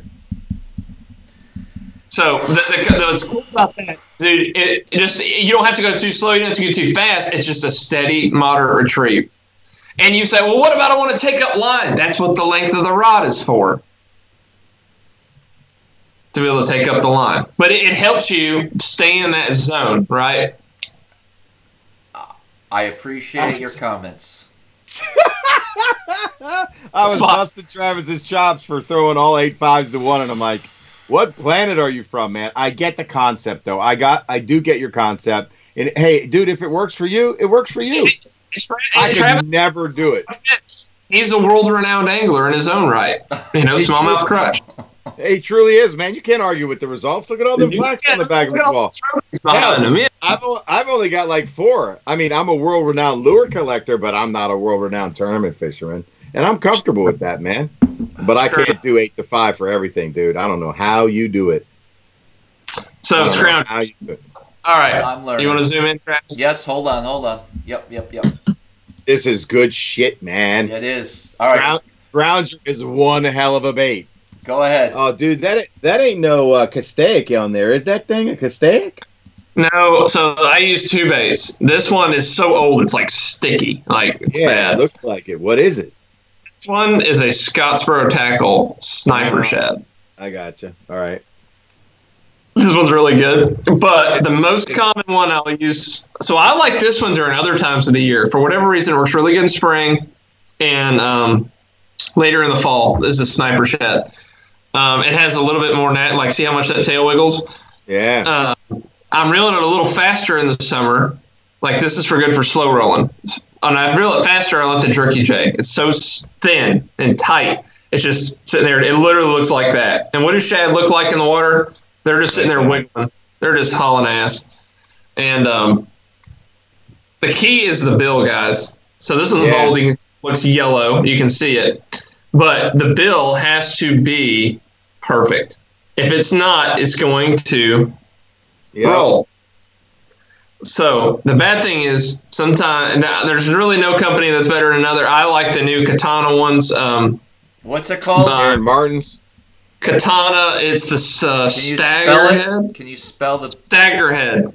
Katana hooks. I call it the Katana Staggerhead. What's Katana? Stagger.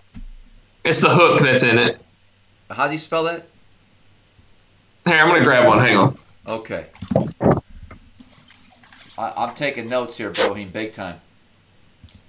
I would. I'm trying. I got a nice little.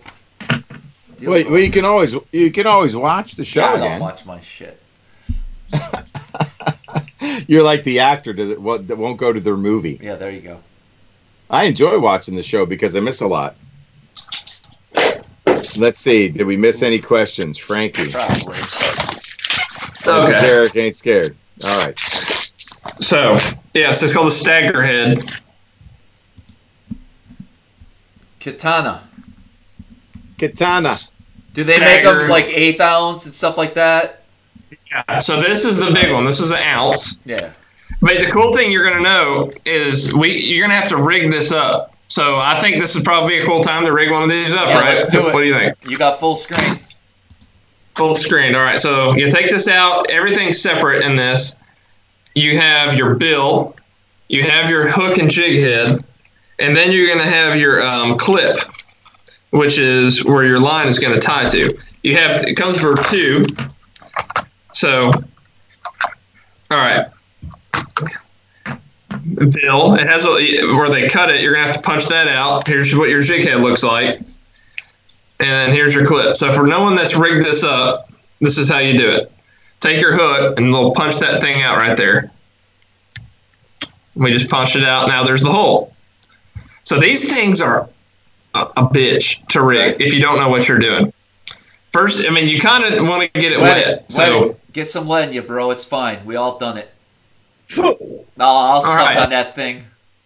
All right. So here's the deal. Take your fingers in that hook. Like put your finger around that. Yep. Pull down. Gotcha. And you see what I just did? Yes. Do you want to know how much time I cut myself learning how to do that? Yeah. And dude, it's on there. But so it's flipped backwards. I'm just going to seat it. It's got an O-ring right there. I'm going to seat it around it. And we're not finished. I'm making sure it's seated. All right. I gotta write the mark on. I will watch this video again once these come in the mail. 1 minute 31 hours. Okay. One hour and 32 minutes. Sorry. This is upside down. Right. So I'm gonna. Now that you sit on it, I spin it. So now look, Travis, lick it. The last step, you jackasses, is to flip this forward. So because it's inside out. Yes. Pull it. Yep. Pull it forward. And it's still, dude, these things, for them to work right, they got to be tight. So, all right, boom. It just pop. You'll feel it pop, actually. And you want it dead center. Look at that. Mm-hmm. And the reason these are so good is to see how perfectly cut that is. Other companies, basically every other one but this company, you have to do trimming on your own. Yes. So look at that. Mm-hmm. The last step is to take this ring. You just open it. Some people make the mistake of opening both sides and trying to get the big part out. No, the big part goes through the lines. Yep. So you're going to take it, put it through there, and just clamp it back, and you're good to go. Now, only thing that's missing is a jerky jag. So this is I throw the big ones on this 1 ounce. Whoa, who? Jerky jag. By mistake, man. Where you been? I'm writing that down too. I don't know this stuff. Jerky J. Dude, I like the smell of them. Jerky J. J is in jackwagon. Okay. Yes. J is in jack. What size do I need for smallmouth? For smallmouths, okay, they make a 3.5. All right, good. I'm in. Dude, yeah, 3.5, quarter ounce, 3/16. Yeah, you're gonna be good. But in the summer, I'll be out there catching the big 7-pounders. You're gonna catch some on this year, Travis. So take this out. All right. So I'll measure this. Full screen again. Sorry. Hey, Travis, real quick. I'm just gonna give you a little tip, and you ought to write this one down too. Yep. Like where we fish when they get pressured in grass. Oh, dude, you're so lost. Eat one, dude. If you'd say one. I'll fuck you up with these on the bait. I want to get out on my boat and whip your ass All right, now. keep going. You're making me mad. Don't be screen. I just gave you a fucking gem. Come on, man. Am I full screen to rig this? Yep. Yeah. All right, so guys, measure this like this. Yep. And you're gonna see where it comes out, right? Yep. Hook point market. Never mind. It's got little lips. Hello, Travis. I come right through the lips. He's like, Right when you get to here, the shad's gonna gag. It's gonna go.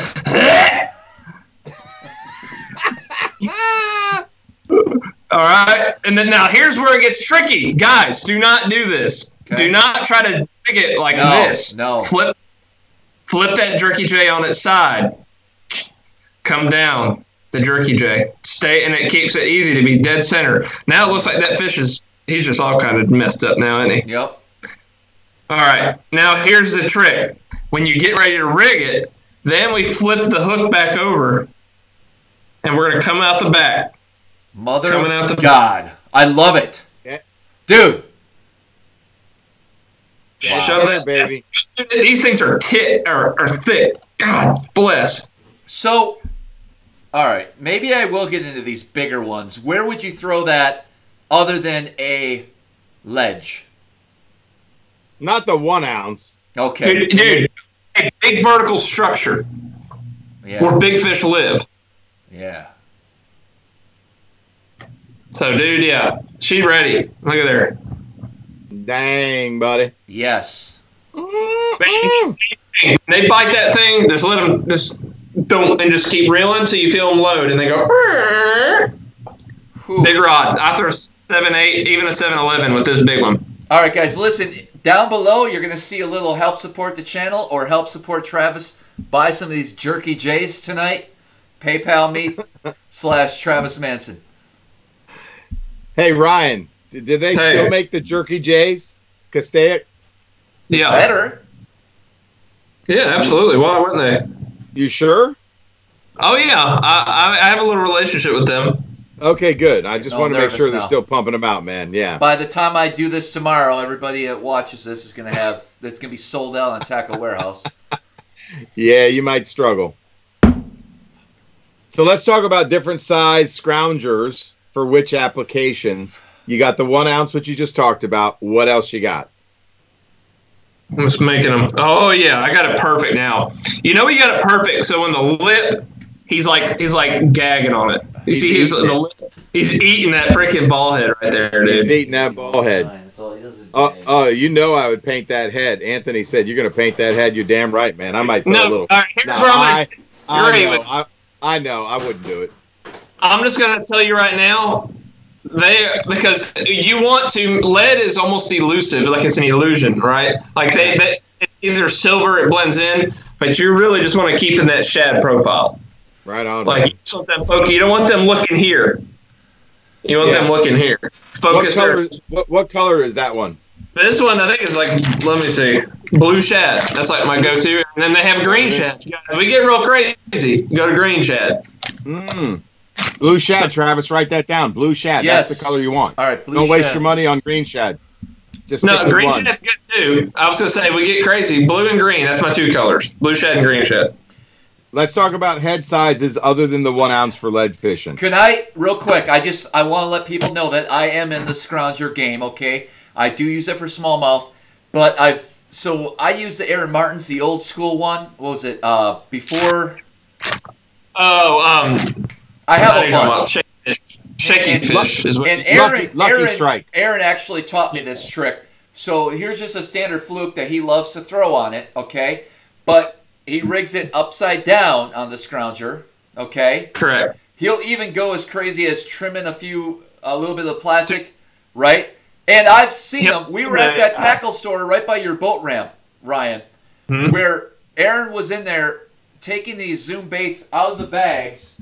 Let's say he had 2 Zoom bags. These aren't Zoom, but so he would open them up, every one, look at them. Why are you telling them? And if it was slightly off, he would take it out of the bag and then match it up with a perfect bag and buy that bag. Like, that's how crazy that was. Dude, that's not crazy. So no, I know. I found the scroungers a long time, and I fished with his nephew, Justin Martins, and Justin taught me all of those tricks. What? Dude, so yeah, cutting a 1/4 inch off that fluke. And if you look, the fluke has 2 ridges. It's a square top. Yes. You cut those ridges to make them almost hexagonal. Yeah. So it's got right? Mm-hmm. And I can't tell you the difference that makes in the action of how it runs. It's just hydrodynamics is all it is. Yeah. Look at you getting all freaking engineering on us, dude. Whoa. Hydrodynamics in fishing. Lay down the law. I like it. But I'm going to tell you, that experience of learning that, I just now connected the dots. Freaking, that's what led me to understanding that stuff to end up designing these swim baits. That was the start of it. That's crazy. Because, I mean, you want that cylindrical, smooth. That's crazy. So thank you, Aaron. He's made a difference in so many fishermen's life. Hey, does anybody know how he's doing? He's from the update I saw from his wife's Facebook. He went home today or tomorrow. Huh. Wow, that's awesome, man. Yeah. Hey, here you go, guys. I want to give a prop to SoCal bass, SoCal yak bass, yak and bass, SoCal. All right, I think he's watching because this is where I got the tip to try this double rattle trap. Can people see that? He was goofing around the garage. He put a spinner on one of them, but he attached 2 rattle traps. Is that radical? We got to try that, dude. Okay. Come on, Trap. We got to try that, man. Can you see it? Yes. All right, man. There it is, man. That's pretty cool. I mean, that is really cool. I wonder how that would be wild looking. Coming through the water, a double trap? Looks like one's butt fucking another. Yeah.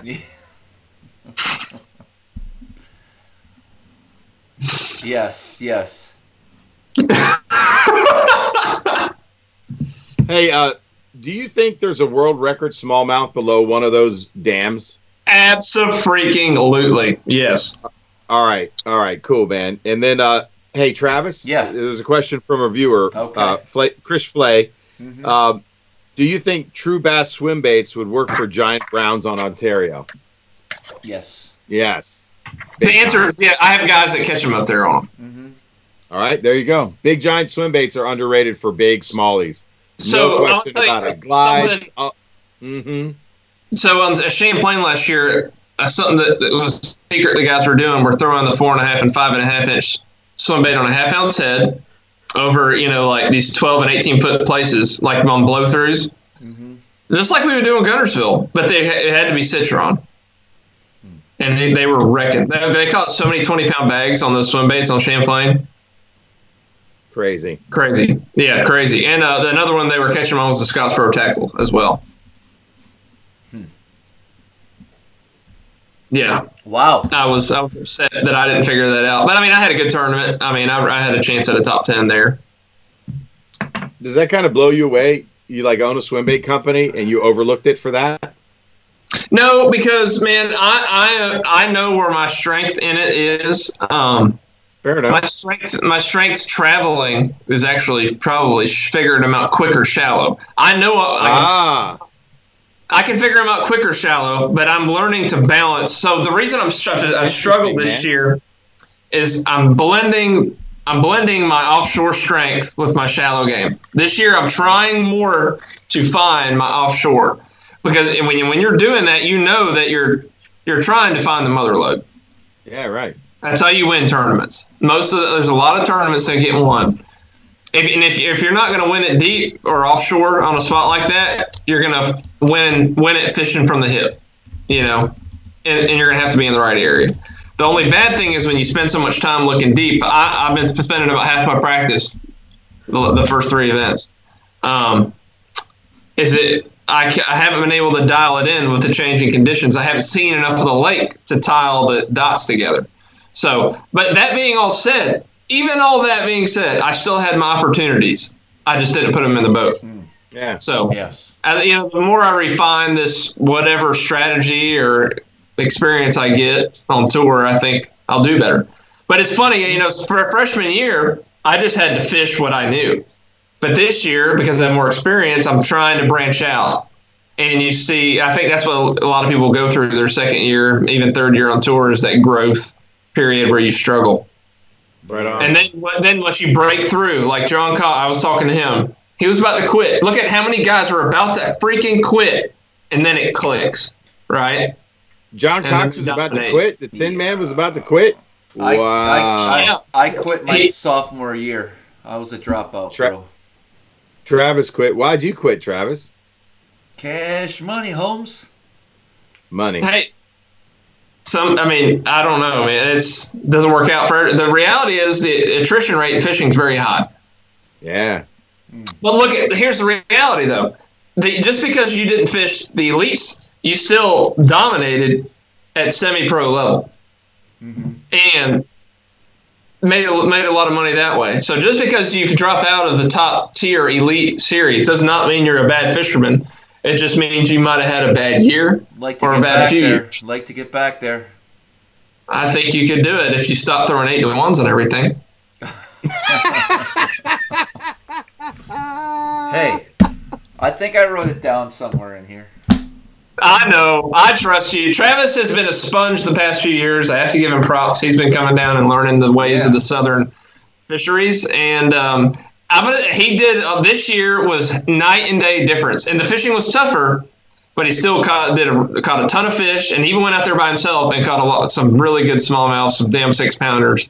So props to you, Travis. Thank you. Good job. Thank you. Look at that, man. Travis, how have I grown as an angler over the past couple of years learning from you? Maybe you chill the fuck. Maybe you're the other way. You got to dial it back. You got to loosen up a little bit. I'm all right, man. Just let me run free and crazy. It's all good, man. I'm not trying to be a tournament angler. He's too confusing for me, dude. Does anybody comment? The first person that knows what movies that's from, I'm going to give you some true bass. Nice. What was the question? What was the comment? I'm a peacock. You got to let me fly. Who's going to get it? Oh, I love it, man. This is fucking awesome. I don't know. I'm waiting for it. Wait for it. Oh, it's great. I'm so excited. I'll tell you what. This was a better than expected live show tonight. I like it. So thank you, Ryan. I expected something great, man. Ryan's awesome. Well, dude.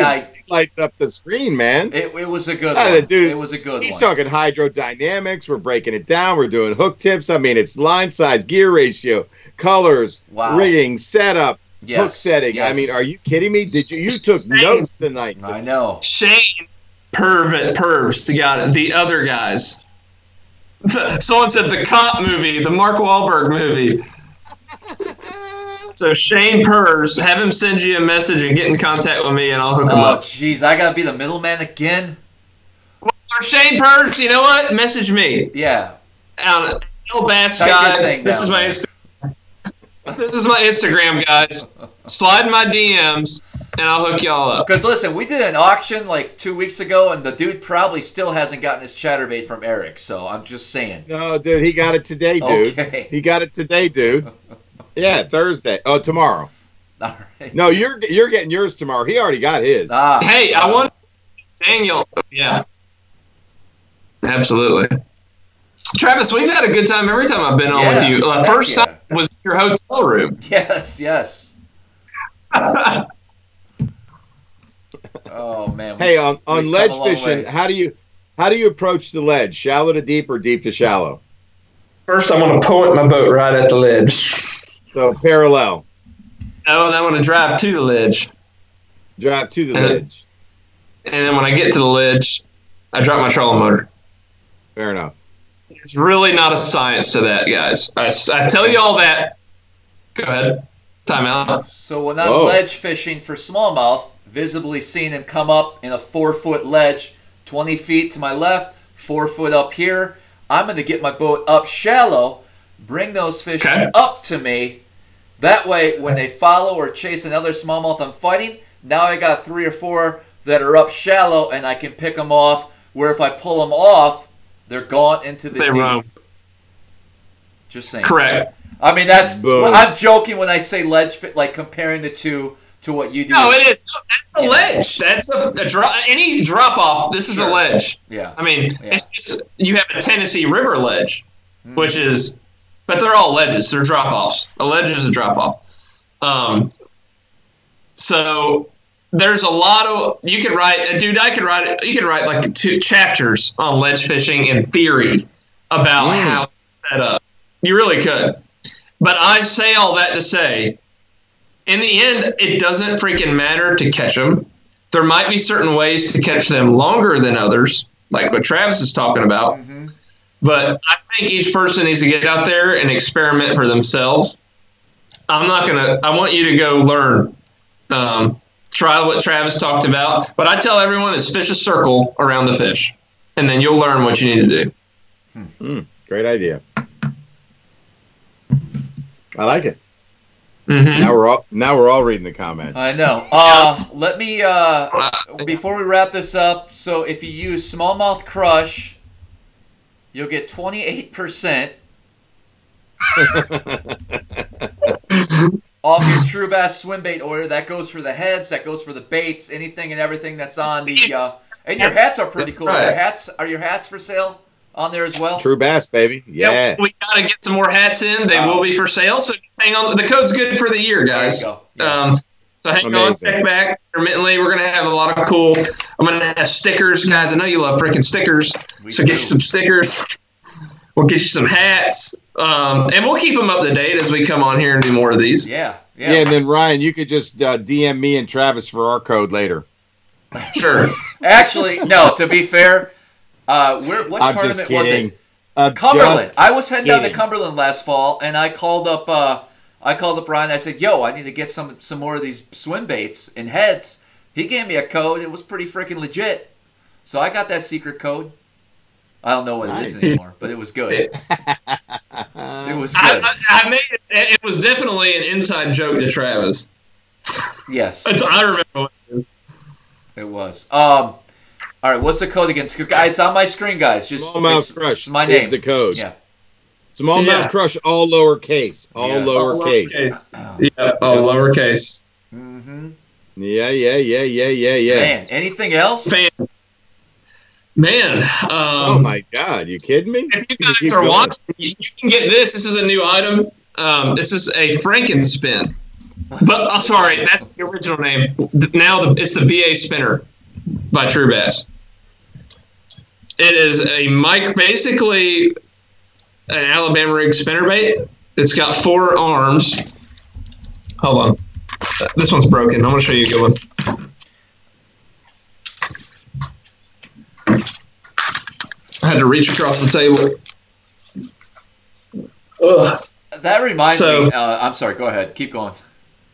You're fine.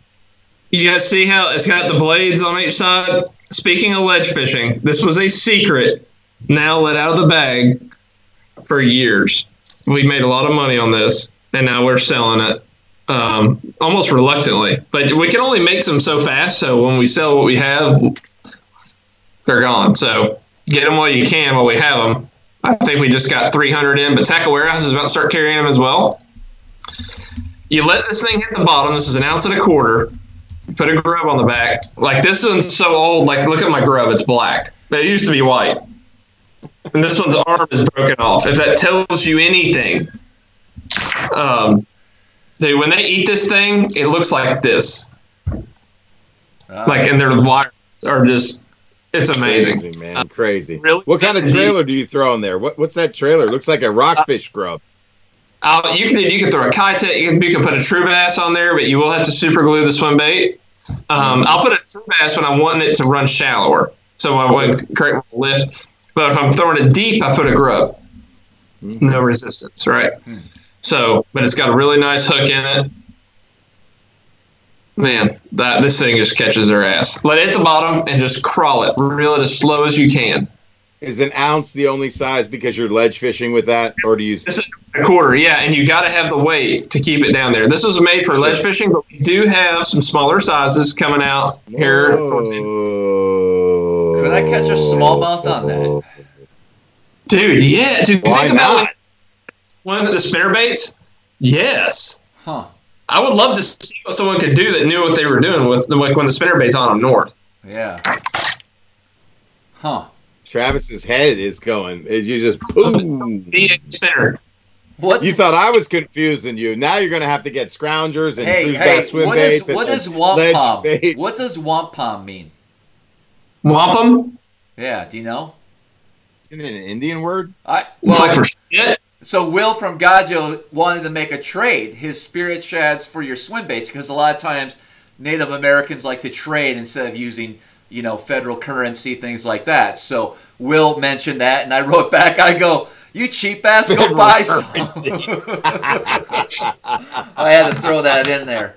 That was good. That was good, Travis. I didn't know who you were talking to when you said buy some, you cheap ass. It was Will. I love it. Oh, man. Funny. Wampum, it's trade. That's very cool, man. I learned something tonight, man. Look, this show has been so educational. I love it. We're going to wrap this up, guys. Let me know in the comments below what you thought of this episode. Tomorrow night, we're going live again. Wait a minute. Whoa. Well, there's one more I got to get some more ice if we're going to stick around. I'll be right back. You guys continue the journey, okay? Yeah. Let's talk about that little Cumberland jig right there. Come on, man. Is that a Cumberland Pro or your own? Oh, that's a Spro. Yeah. No, it's a Cumberland Pro. Okay. I thought it was a Spro. It looks like a Spro head, too. But anyway, go ahead. Tell me about that. It's a hair jig. I know what it is, but tell me about. I had it sitting here. I wanted to talk. There's a couple. So this one's a bigger one. Now this is a look at it. There's kind of two styles. I'm sorry. Yeah, man. The one on your right hand's old school, dude. Like dudes, like I got a story. Yeah. I got a story about a bucktail jig. I wasn't on the boat. But my partner, Scooter Lilly, told me about it. And the dude, or maybe it was Brian Breezemeister. Anyway, he said the guy had like a surf rod. And he was throwing an old bucktail like that. And proceeded to like launch it. And just caught 25 pounds in the back of the boat. Like crushed it. Oh, yeah, dude. They'll bite the hell out of this thing. But yeah. Try this on the ledges. That's all I'm going to tell you. Experiment with retrieves. Hop it, swim it, burn it, kill it. Do all the things. This one is actually a little underspin version. Yeah. Didn't a guy win a tournament burning a hair jig and eelgrass? Right, exactly. But Buddy Gross did that. And what trailer was he using? It was long, skinny, I remember. I can't remember the trailer. I don't think he had a trailer. Oh, no, I think he did. Maybe I'm thinking about another guy. Maybe the only trailers I've ever seen are like Flukes style. Yeah. All right, so that's in the game too. So when do you use just the buck? I don't ever use a trailer. Never. That's interesting. No. Okay. You want that because you want. I mean, I just want that hair. Yeah, I mean, there's a situation where you want it. I haven't found it yet. Hey, can we go back to something, because we're gonna have a show online, and a couple of years back, man, I was all over the place with line. And, different manufacturers, and I just was not happy with some of the handling and some of the fluorocarbon in particular. So I know you're sponsored by Uzuri. Fair comment. Tell me about, I use the Top Knot as a leader material for drop shot. I've been very, very happy with it. So I love the performance. That's like my go-to drop shot leader or braid to fluorocarbon leader. Tell me about the line and why you like it. I mean, I know they sponsor you, but what did you use prior? Why do you like the Uzuri? You talked about diameter, but go. Diameter and overall strength for the diameter, right? Yep. And suppleness. That's a big factor that I don't think a lot of people. Is how limp it goes. Is it when you let go? Does it stay stiff and does it coil or does it just lay? Yeah. So if you're not going to throw a Uzuri Top Knot, I definitely recommend the Sniper. So, all right. I found Sniper too stiff for me. I did not like the Sniper when I first bought it. It was like rope, and I felt like it killed the action of a lot of my baits. I was using Sniper as when I say that, I'm talking like the light stuff, like the 7-pound. Okay, that's fair. So all right. I never saw that with that lighter line. So Top Knot is precision wound. I don't know if people understand the difference between when you're looking at a fluorocarbon or any line for that matter. Precision wound is when they manufacture the line. It's like each strand is next to each other on the spool, versus it's all wrapping over each other on the spool. It's crossing and laying. Right. Exactly. So precision wound stays perfectly round, and you get a much smoother cast. A lot of just castability, performance, limpness, all those things. Right. Yep, it's slick too. I mean, like that line is smooth. Yeah. I will say, like if you're wanting to flip, like they make a 25, I use a 25. like for the heavy bushes, because it's about the same diameter. Most people's 20, and you got 5 more pounds. So if the diameter doesn't matter, why not go heavier? And it's the same. What's the cost of the? What's retail on Yo-Zuri top knot for a filler spool? I think somewhere between $25 and $30 in that price range. How many yards? I think 300. Okay. Do you have a Ryan Salzman? Like, if we use your code, you get credit for the sale kind of deal? I don't. Okay. When I will dang sure try to get one for the next show. Okay, that would be cool because I mean, you're out there promoting their product, and if people are ordering, there's 300 people watching, and we're doing a live show. I think it's the last show, and I use Gamma. Gamma's just stupid strong, but it doesn't have a super limp attitude. You know what I mean? And it has a little bit of memory, more than I would want, but I know it won't fail me. And so when I'm tournament fishing, I'm heavy, line fishing. When I'm power shotting, I'm throwing their, I can throw their 16, and it's like anybody else's 20. I can yank that thing through anything, and I'm confident that it's not going to fail me. So it's just a super strong, high performance line because they molecularly alter the line. But anyway, so yeah, it's crazy. Yeah, they shoot it with gamma rays, dude. That's why they call it gamma. Right. That's cool. It is very cool. That's science. It's science. Guys, if you haven't followed me on Instagram yet, please do. I'm gonna put my handle on there one more time, and I look forward to if you like memes. I'll tell the story of my Instagram handle. So I got sick last year. This was like right at a year ago. I had the flu really bad. I couldn't fish, so I started posting memes on my story and my timeline, whatever, on Instagram. And people, I guess, were looking at them. So when I got better, started fishing, everyone's like, well, where's the memes? So I kept doing the memes every morning. And then Jordan Lee made a post one day, posting a meme, and called me out and said, Ryan, you need to change your name to Meme God. So I went in there and changed it to _Meme Lord and said, how's that? And he was like, that's good enough. And I replied, well, when a 2-time classic champ tells you to change your Instagram name, you freaking do it. That's nice, man. All right. So before we go, Travis got some more ice. We got a little more time. I don't know how you're feeling, Ryan, if you want to keep going. I keep going a little bit. I just, before everybody starts heading out, which, well, they haven't been. We're still a pretty good crowd here.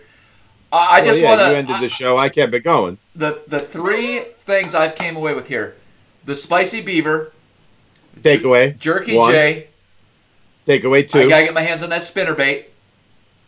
Takeaway 3, but don't forget about the katana head or the jerky J. Katana head by stagger or any scrounger, but that's so it's a stagger head, but with katana hook, stagger jig head. Yeah, katana stagger jig head. And I didn't know I could buy my spirit shads in Waupun. No. Who knew? What do you got to trade though? Wow, I'm sure we could find something here. Waupun. You could give him some Tito's. Maybe. Well, what about what's the palmetto bugs? He might like a palmetto bug, Travis. He could like the palmetto bugs. Yeah, you get a good deal on Z, man. So hook him up. I love it. Hook him up, dude. I love it. Stop saying spicy beaver. Spicy beaver, spicy beaver, spicy beaver, spicy beaver. All right, right. So, all right, we did a rattle trap special last night. Lipless. Let's say lipless bait special. So I want you to go top 3 lipless baits. Ooh. And I'll give you a category. All right, go ahead. Okay. Go ahead. I'm not even going to put any parameters on. I just want you to spitball it. Okay, I'm gonna hit where you're at. We'll see. So the top 3. Before I got sponsored by Yo-Zuri, I wanted to be sponsored by that because I use their product so much. Oh, dude. Wait a second, Yo-Zuri. Their line is great and their vibes are great. What other baits? He didn't even answer the question yet. What other baits do you like of them? Wait, no. Let's answer the question on the lipless, then you can get into his Yo-Zuri line. All right. You can get into his Yo-Zuri pants in a minute. Hold on. Ooh. And somebody wants to know about a 5-inch true bass swim bait. I keep getting hit by that question. Dude, we're gonna stay on topic. Write that question down. I'm the moderator because moderators sucking tonight. My thought. I'm not doing it because we got a 4.5 and a 5.5, and that's just like shooting a dead horse to make a 5. Like pick one. All right. All right, keep going. All right. Sorry to bother you guys. Here we go. We got 5 days, Missouri rattling vibe. Yeah. And then I'm going, dude, if you can get your hands on the old school Excalibur. Yes, we talked about that last night. And now, why don't you like the new one made by Booyah? It looks like the But if I have why is that Excalibur better? Why? I don't. It could be plastic. It could be the density in plastic. I don't know. It's in my head. And then the last, let it go Jackal. TN which? TN. Probably go 70. 70. All right. So. Yeah, and either the disc or normal. I mean, I catch them on both. That dang 8-pounder I caught was on the normal rattles with Travis. That video. Have you seen their some of the JDM versions of it where they got the Iokin sound and all that kind of crazy stuff, man? Oh, that sounds exciting, dude. Man, you got to look if you're a TN fan. There's some JDM only stuff, and if you think sound makes a difference, like a one knocker or an LV200 with that metal little symbol in the middle, that sounds completely different than any other rattle trap, or the 2-tap tungsten by, Strike King. Some of the things they put in the Jackal baits overseas, they've got ones that are made out of the bone plastic, and I think that's what maybe you're referring to. So they got and we talked about this on another show, the clear ABS plastic, and there was this other plastic, and somebody that was watching knew the name of this plastic, but it's that milky bone plastic. So Japanese, the JDM market, will make special run bone plastic baits. And a lot of the Lucky Crafts that you fish, but you got to watch and you got to look for it. So they'll make their 1.5s or their classical leader. There are bone ones, and it has a different density and a very different sound and a different resonance. Does it matter? I don't know. Yes, it does. So I believe it does. I actually talked about this. Depending on the color of rattle trap you throw, depends on. So the thickness of the coat of the paint changes the sound. True. It's crazy. Like on a spinnerbait. So my buddy Brian Breezemeister makes these bass alarm buzz baits, and that's the buzz bait I gave Travis on the Potomac. He knows how powerful that buzz bait is. Brian has started. He started to make a buzz bait with no paint on the head, dude. And it's a knocker, so the blade is knocking the head. Ting, ting, ting, ting, ting. Yes, you should hear how loud and I'm telling you, man, it's just something they haven't heard, and they respond to it. It's really cool, man. It's such a higher pitch. It just drives them nutty. When they're aggressive, man, if you can just show them something they haven't seen. A lot of stories about stuff like that because I'm a JDM nut. Oh, show. Let's go back to the beginning of the year where Brian Thrift drilled him in the head by throwing a bigger bladed chatterbait. These are the things I love that Travis calls bullshit on sometimes, but I've seen it too many times. There's anecdotal stories on the river with stout fishermen. I'm in the back of the boat with a JDM product I've never thrown before. It's like when that skinny dipper first came out. I fished. This is when I entered a tournament. It was an FLW, and I drew. Who did I draw? Wesley Strader, and then I drew a guy from awesome. Brennan Bosley from Missouri, and we both had skinny dippers.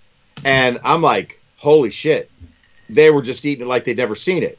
So 2 weeks later, I went up to the Upper Bay with Bob Cherry, great fisherman. I gave him some skinny dippers. He insisted on throwing it on braid in a grass field, cherry milfoil. I mean, unbelievable milfoil field, right? The bass were loaded in there post-spawn. I threw it on 20-pound fluoro. He got 0 bites. I got all the fish and all the bites. Literally, it wasn't where I was casting. We were doing the same thing. You reel to a hole, drop it, and engage. They were just choking it. They did not want it because I guess we were using the same weight. We were Texas rigging it. Mine was falling maybe faster because less resistance. I don't know if it was mine. But little shit like that just matters, man. It's crazy. Braid when reeled across grass makes noise as well. Yeah, yeah. It's not sneaking up on them. They got a heads up. Yep, I think that's probably what it was. That's a great point. I thought it was a visual thing. You're probably right. Thinking back on they're you're surprising them with reaction, right? As opposed to they're like, what the fuck is a train coming at me? Choo choo. They're like, oh shit, bullshit. Yeah, right on, man. Yep. Exactly. Nice, man. So top trap colors is the next thing I want to ask out. So pre-spawn, spawn, if you're throwing a trap, what are your top 3 colors you're gonna have in your boat? If you could only have 3. So I'm going with Matt Crawl, that one that's a new color by Uzuri. Dude, I mean, you can ask Jason. I know he's watching right now. We won a tournament with 23 pounds, and that's all we caught them on. I mean, it's just choked. It's down the throat. Gunnersville, if they're eating red, throw that color. And the cool thing about that color is it does not chip. Like that, those paint schemes don't chip, which is really cool. And sometimes I like a good hook rash like anybody, but we got these custom paint jobs for a reason, right? And then as it transitions to like spawn and post spawn, I'm going straight chrome. Yeah, chrome blue back, chrome black, like gold. Like if it's a dirty, cloudy day, if it's like if it's really calm, or if I want to throw a trap, which I'm probably not, but translucent, like a kind of a see-through, sexy shed. Whoa! Back up. See-through sexy shad for when? I don't think I got any of those. When it's calm, you don't have any of them? No, oh, God. A translucent trap. Well, I do have some in the Uzuri. Go some look of at the colors. Yeah, dude, I have them. I got them. The ghost color and the Excaliburs are really good. Color? What's that ghost color Uzuri rattling vibe? OG. That's just dynamite in God, I don't know. It's like an IU. It's translucent IU. That's the one. Probably. That's the one. I think the one now is like, I think it's like clear sexy or something. Yeah, I honestly haven't seen it. I didn't buy any new ones because I got a bunch of the old ones. So I love, because it used to be called the Uzuri Arms Rattling Vibe. Speaking of that, okay, so let's transition to the other baits I like, dude. Their new square bill, that BDS or BDR. God, I'm terrible. BR. You're fired. You are fired. It's the medium runner in their square bill. I don't care. They catch the heck out of fish, dude. It's awesome. What did you think, Travis? I threw with Travis when we were on the Potomac. Remember when we were going down that riprap and I threw that sashimi? 3DB. The sashimi one. No, the sashimi one. The color changing technology. Oh, and Travis was like, "What the fuck is that?" And I'm like, "Dude, it's that sashimi Uzuri. I bought them on clearance at Dick's at like $2.99. I'm like, for $2.99, I'll throw this thing anywhere I want and don't care if I lose it. They eat it. That thing changes it. I know it didn't catch on, and so they must have blown them out on clearance because I don't even know if they make them anymore. But like it like if you did it like this, it would be like red, and then it would change to green. I don't know, man. Maybe it was a bad idea, but they seem to eat it. And it goes, Travis. So everybody's right. There's a lot of times where color doesn't matter. On the times it does, it does. Fair enough. Perfect. I mean, here you go. Why is everybody like all like, going crazy about the, fire craw red jackhammer? It's like it just got invented. I'm like, dude, I was throwing freaking fire craw red 7 years ago and scorching them.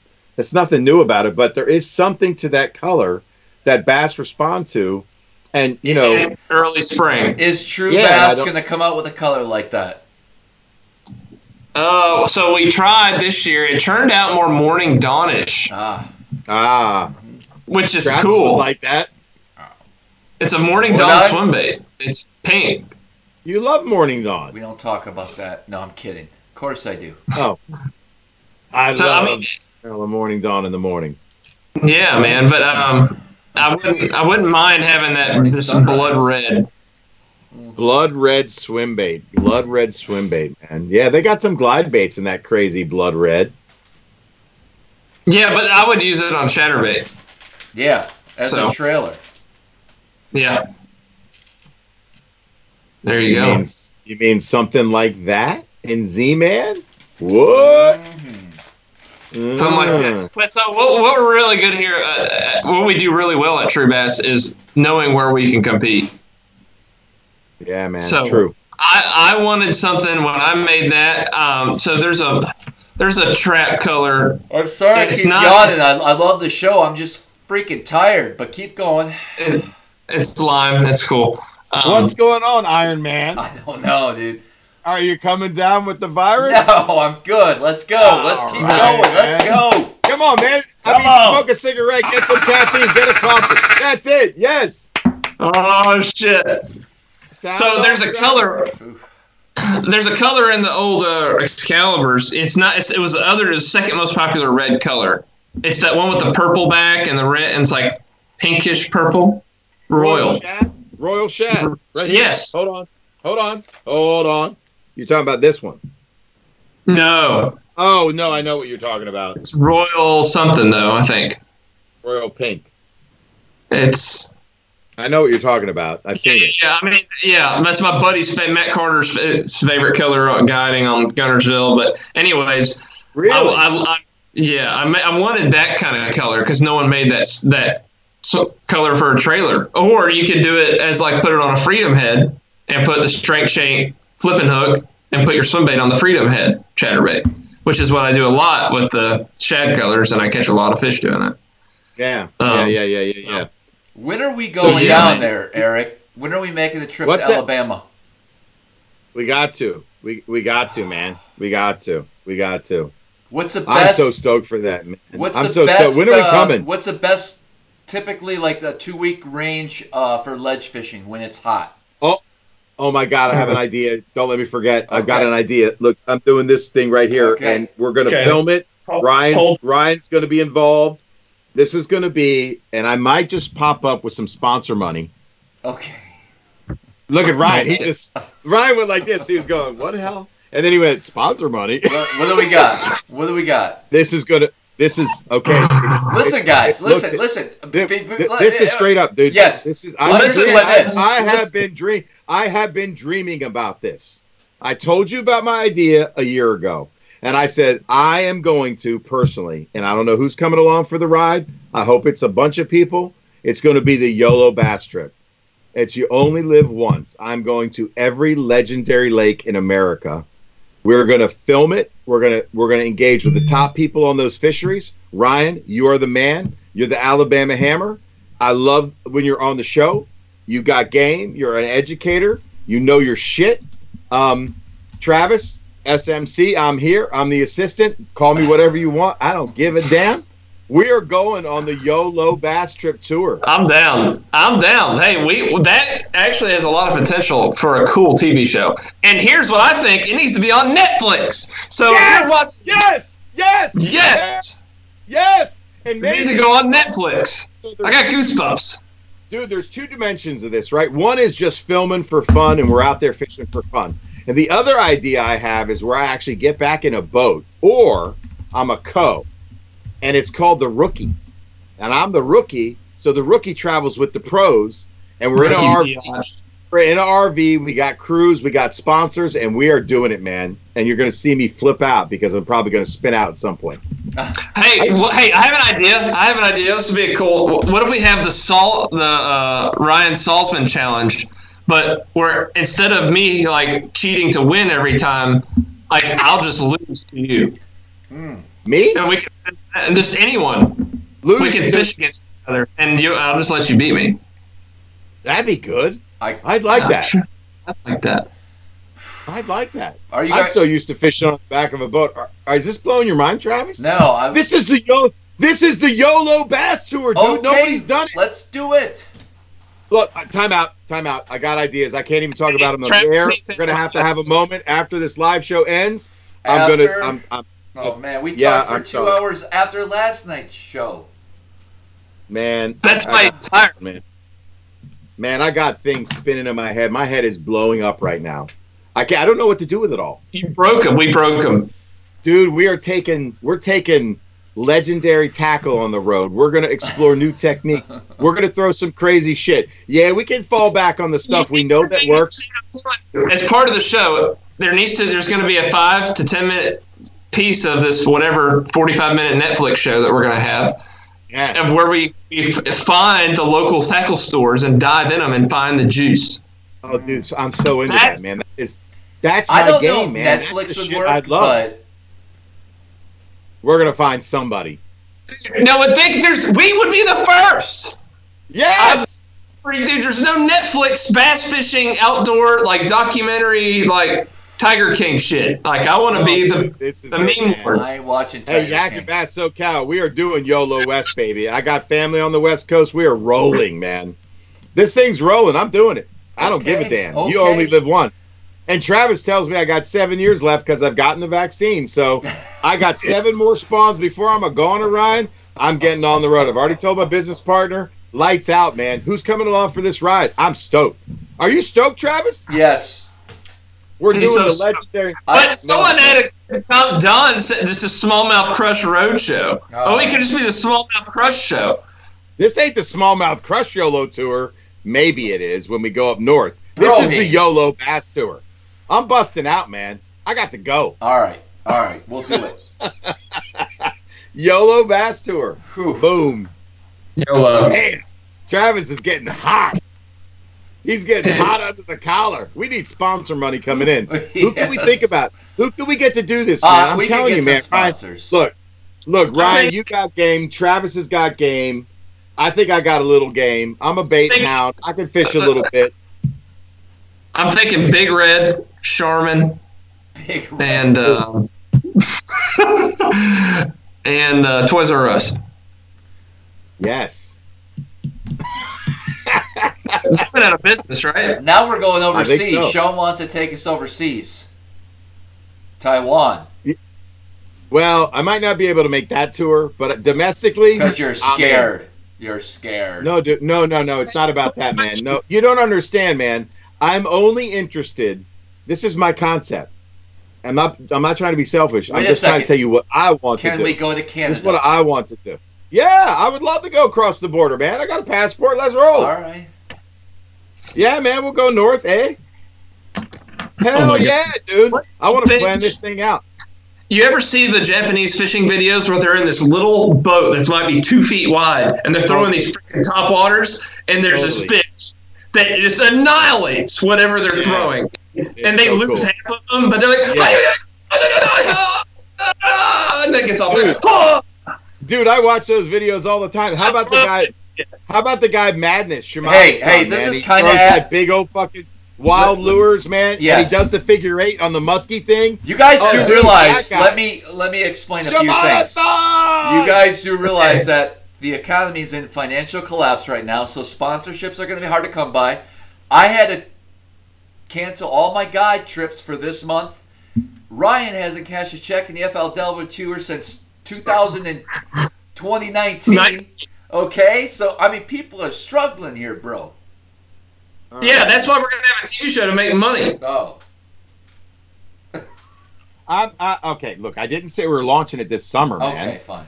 This is going to take a lot of planning, man. Right. After Ryan cashes a check here, we'll do it.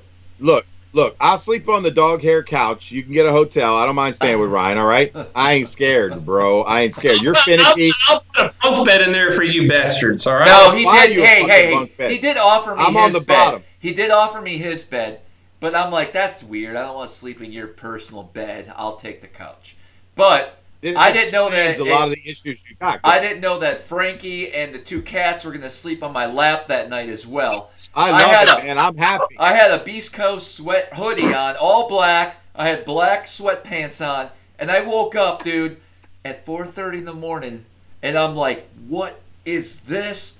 And now I'm digging through his house looking for duct tape so I can, like, take the hair all off me. I found some blue painter's tape in the back corner there by his wash machines, and I went to town, dude. I spent 20 minutes in the bathroom trying to get that hair off of me, and I still got some on me, dude. I got Frankie's hair at my house now. That's awesome. It's a gift. Hey, Franklin, you missed him. Come here, baby. She missed you. Frankie. It's a gift that keeps on giving, guys. Oh my gosh, man. This would be awesome, man. Will just chimed in. He's going to split half the bill for us for the World Tour. Oh, Will, I'm so into this, man. Gajo Bait's one of the title sponsors, man. Oh, yes. I think I could hook. I think, dude, it's coming. I'm starting on the planning phase, man. Who's coming? We're doing it. We're doing it. Tennessee River Chain is going to be one of the episodes, man. Dude, Hey, Sean goes. Sean goes. We could. Wait, what? We could stay at your non-creepy subscribers' cribs through the country. My downtown condo door is always open. I love it. Let's go, Cool. Sean. Oh man, That's awesome. Dude, but you can do a whole Alabama series. Yeah. Oh, we're doing it. Travis loves Alabama, by the way. He's moving. He's coming. yeah. Dude, you got to do Guntersville or Pickwick, and then you got to do at least one Coosa River. Mm-hmm. If not There's two. no question about it, man. Yeah, this is no question about Toledo it. Man. Bend, Toledo Bend, Amistad, Falcon, Clear Lake, yeah, on your Delta. trees. With, Florida Lake, one of the Florida lakes when they're on bed. Havasu, maybe. Lake Fork when they're on bed. Havasu, Lake Havasu is beautiful lake. Like, it's gorgeous. Just for the scenery and, like, how... Yeah, definitely. Yeah, man. And the fishing's decent. So let's talk about... I just want to focus on the lakes, Ryan. And so let's flesh this out a little bit. So, could we split it up into seasons so we wouldn't have to be away from home for that long? It would be multiple tours throughout the year to put it all together. Or do we just jam it in to one time in the season and bite the bullet and spend X number of days? I recognize you're a tournament fisherman and a professional guide. So I need you to really start thinking about this seriously. This is not just idle chat for me. I think we have to bang out these certain lakes during that prime pre-spawn feed, like right before they go on bed. Okay, great. So how much time would we need? I mean, I know there's weather considerations and things like that. A week and a half to 2 weeks, maybe, or somewhere in there. All right. So when does your tournament season start generally? Let's pretend we're talking 21 January. Okay. So it would have to be in between tournaments. Are you heavy in the guiding? We're gonna have to take care of some of your bills during the guiding season. I mean, I'll hire a guy and I'll train him to take my clients and please them. Okay, very good. Travis, from your perspective, you're probably going to be fishing tournaments again next year, right? I did not give FLW the what's the word I'm looking for? The boycott they deserve. All right. Fair enough. All right. So the Corones gave them the boycott this year. Not me. I got you. How much time do you think you could be away from home, Travis, on a YOLO leg in Alabama? Let's go. All right. So Ryan, do you think is a 2 week period reasonable? Too much? Too little? That's perfect. That's perfect. Okay. And so with February, March, April, if you had to pick a month? Third week of March. Okay. Or second week of March, somewhere there. Okay, cool. Third week. Third, second, and third week, maybe. Or third and fourth week. Third is definitely on there. It's like left or right of that, depending on the weather. So right on. Once we're done with Eric's dream YOLO, okay. Season 2 is Smallmouth Crush's dream. 25-pound bag of small meats on film on every single Great Lakes. Wow. Yeah. When we have to eat a dirty 30 in one. Oh, yeah. Wow. Dirty 30.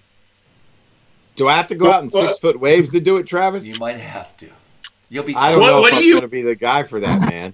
What do you call like a 36-pound bag? Like what's that called? Or like? Dude, my biggest smallmouth bag is 31, man. And you're pushing it. Yeah.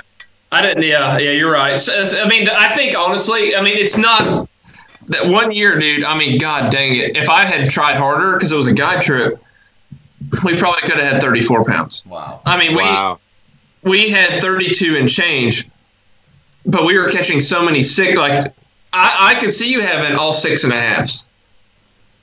I really could when it lines up like that, but you never know what year that's going to be.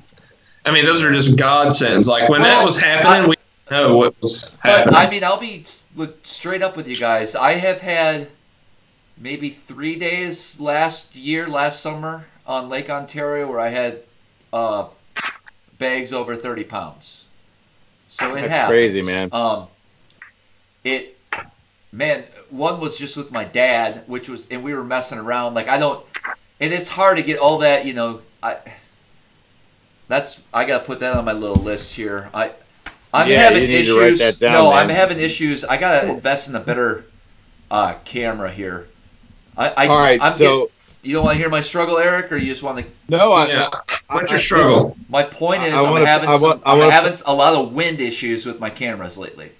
Oh Wind sound. Even when it's 10 miles an hour, these GoPros, even with my fuzzy little mic, to me, it's getting to the point where I want to start making better quality videos, and it's pissing me off, dude.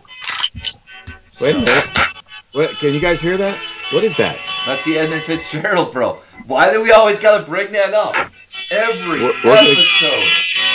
We are going. No, you gotta cut that off. YouTube will take this off then. Oh, sorry. I'm sorry. Oh my God. You want to hear what's funny, Eric? Listen. Go ahead. So I had my stereo on this morning. I was heading out fishing, and I had a rotation of songs, and I was playing it. And I made a long run from Anchor today. Halfway through, I had a lot of coffee. I had to take a piss, right? Shut the motor off. Yeah. And guess what song's playing as I'm pissing? No way, dude. Yeah, dude. That's weird. It took me a moment, and I thought about you. That's weird. And I said, dude, And then I said, I got to get to my spot. That's weird. Ryan. That's weird. You know what song was playing when I caught that 9-pounder earlier? What? It was that song. Shut up. It was that song. No, it wasn't. You're lying. Swear to God. No way. Stop it.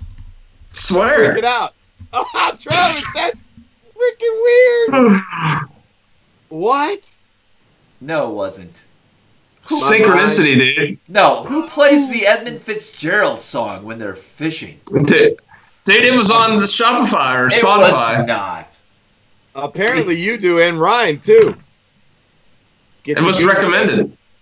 Get your goomy. I have the Rode video mic. It's not working for me. It must have been the 5G. That's pretty good.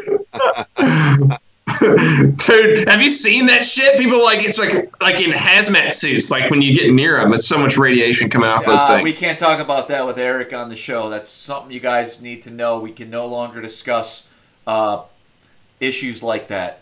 Stick to fishing. Wait a minute. We had an agreement. And I'm sticking to it, dude. I've stuck to it. I didn't know. I was ignorant. No, so Ryan, Travis and I had an agreement, right? Because look, man, this was a tough time for a lot of folks. My God, right? We just said, you know what? Let's just do the positive vibes for 7 days. And he's made a prediction, and if the prediction comes through, then he'll have some solid footing to stand on. And if not, he said he wouldn't talk about it ever again. There it is. That's the one, man. Look at that thing. Look at that jerky J, bro. Jared wants to know what our walk-up song on stage would be.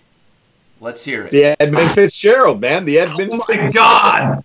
I have the perfect one. Can I play it just for real fast? Real quick. No, YouTube's going to get mad. Really? Yeah, they got robots Even and shit that listen to this. Like right now, they're listening to it. I did a video, which I'm very proud of still, but maybe looking back, it wouldn't have been the best thing to put up. At the classic of me doing something. And the instant I put it up, YouTube did their little algorithms and sent me a message that said, you got to take that shit down, bro. No way, dude. Within 10 I did minutes. Within 10 minutes. I did a Black Crowes song to land on a Spanish mackerel down in the Outer Banks. And dude, they sent me a note. They sent me a note instantly, so they are listening. That's crazy. That's crazy, man. I wanted to play one by Korn, but I can't even say the name because I feel like it's bad. But I sent it out in a Snapchat earlier when I heard it come on the radio, and I was like, that'd be good. Definitely not appropriate. No, not good. To walk out to. No, it's bad. Dang, man. It's like after hours quality. Hey, what do you know about FLW coming up with the team tournament trail? Is there any truth to that? No, but I do know that Alabama Bass Trail has what they call a 25 something, or no, it's the 100. So the 100 teams for $25,000, which is kind of like a high stakes team trail. How many tournaments a year do they fish? I'm thinking 4 or 5. Nice. Are you doing it? I don't know. If I don't qualify for the FLW tour again, I will. Let me know if you need a full sponsor partner. I might be in. All right. That'd be fun. 25. That would be cool.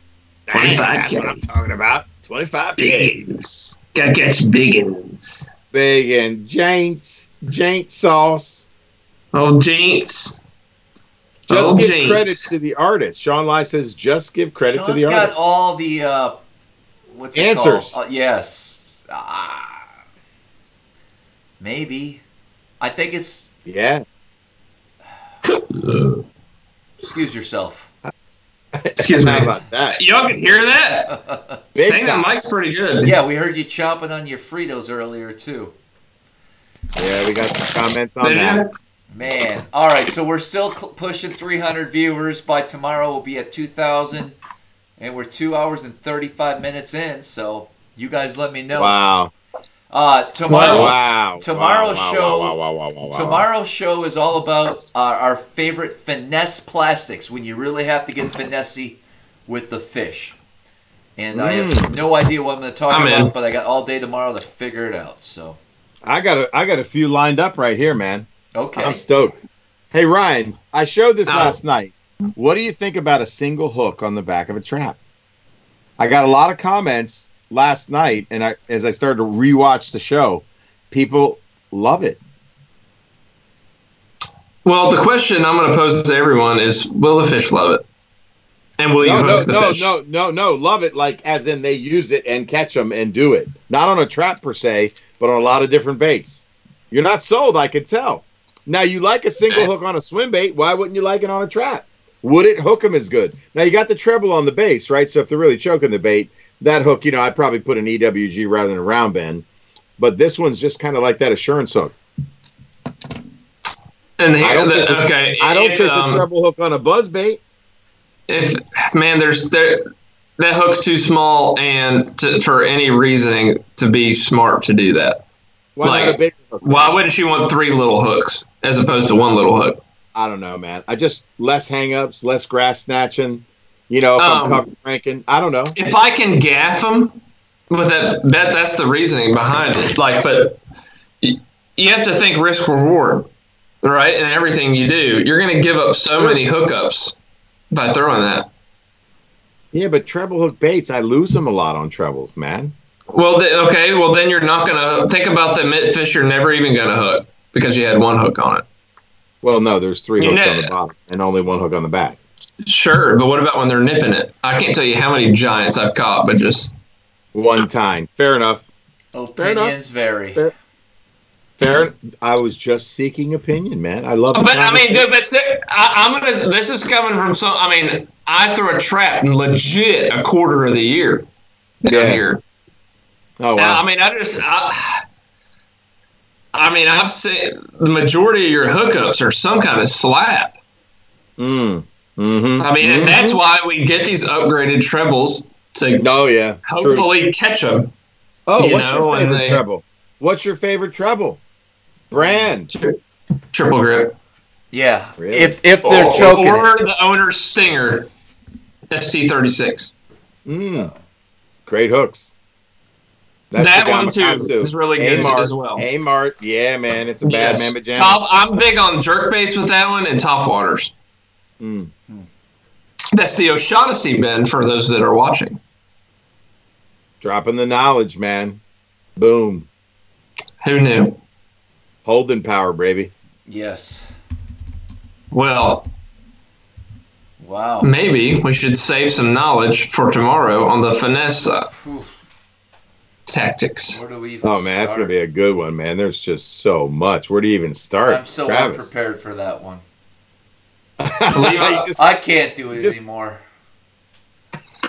Levi requested me to be on the show tomorrow. Oh, shit. We're only 2 days into it, Travis, and you're whipped. You're gassed. He's fished 2 days straight and he's gassed, Ryan. He's done. He's out. I'll be all right. I'll help him out tomorrow. I'll come on again. I'll be all right. That's awesome, man. I love it. Bring make sure sauce. Make sure you eat your dinner though first. Yeah. Well, here's the cool thing. Tomorrow I'm not going to fish. Oh. So I'll be prepared. If I make up some video of some fish catches and send it to you, can you play it on the thing? Yes, but you got to get to me early, mid-morning. But what's the deadline? Noon? Yeah, noon. Because Travis's schedule is full these days.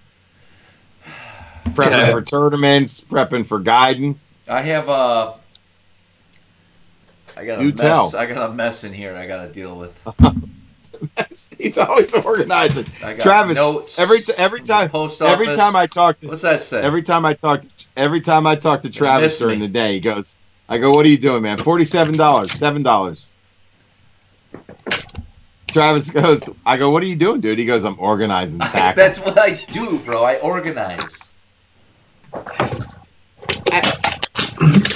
Well, the cool thing is finesse is one of my strengths, so I would that'd be exciting to talk about. I love it. I'm going to take notes tomorrow night too, man. I'll just be the moderator again. This is awesome, man. I love just kicking back. And well, God knows I've been carrying the load around here, tying up freaking chatterbaits and showing lures, man. Finally, I get to take a break. Thanks, Travis. Thanks, Brian. You can use some footage from my last YouTube upload from Lake Martin. Yeah. Some stuff I'm doing over there. Yeah. I won't give it away, but we'll talk about it tomorrow. My hand is chewed, guys. Dang, man. That's awesome, man.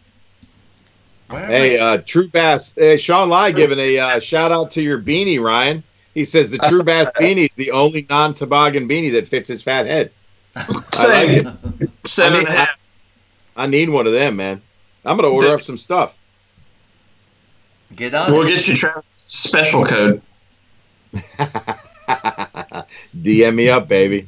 I'm ready. My fingers. Code for Eric. I mean, all I can demand is order baits right now because, dude, I got some crazy shit coming from Japan. I just want to sell. I got some chatterbaits never been seen. Funky stuff. It could be a bust. No more than 45 minutes on Ned Rig, please. Ned rigging for me is going to be real quick. We're going to talk. Yeah. We're going to talk some head colors, and the only Ned rig you need is the Z-Man TRD if you're going to fish the small one, and we have some other options for you. We won't spend. Wait, that's it. Oh, you got. We'll get into that tomorrow. You got some ideas. We'll get into it now. In my opinion, the only Ned rig you need is a Z-Man TRD. Of course, dude. I would not argue. Straight plastic bait. I know. You ignored me for a year when I was talking about the Ned rig. I don't know why. Now it's your favorite. Other options. Dude, you know that's true. Don't even try. Oh, come on. Man, you're killing me, man. I got one. I'm going to show everyone tomorrow. That's not right, man. Travis, that's not right. That's not right. You got a good one, Ryan? I got a good one. I'm going to show you guys tomorrow. And then I know Eric, but I learned it just by trying it. I got nothing, says Nico Riggin. Eric, you can talk about that. Yeah. I like Nico Riggin. I'm not the Nico guy.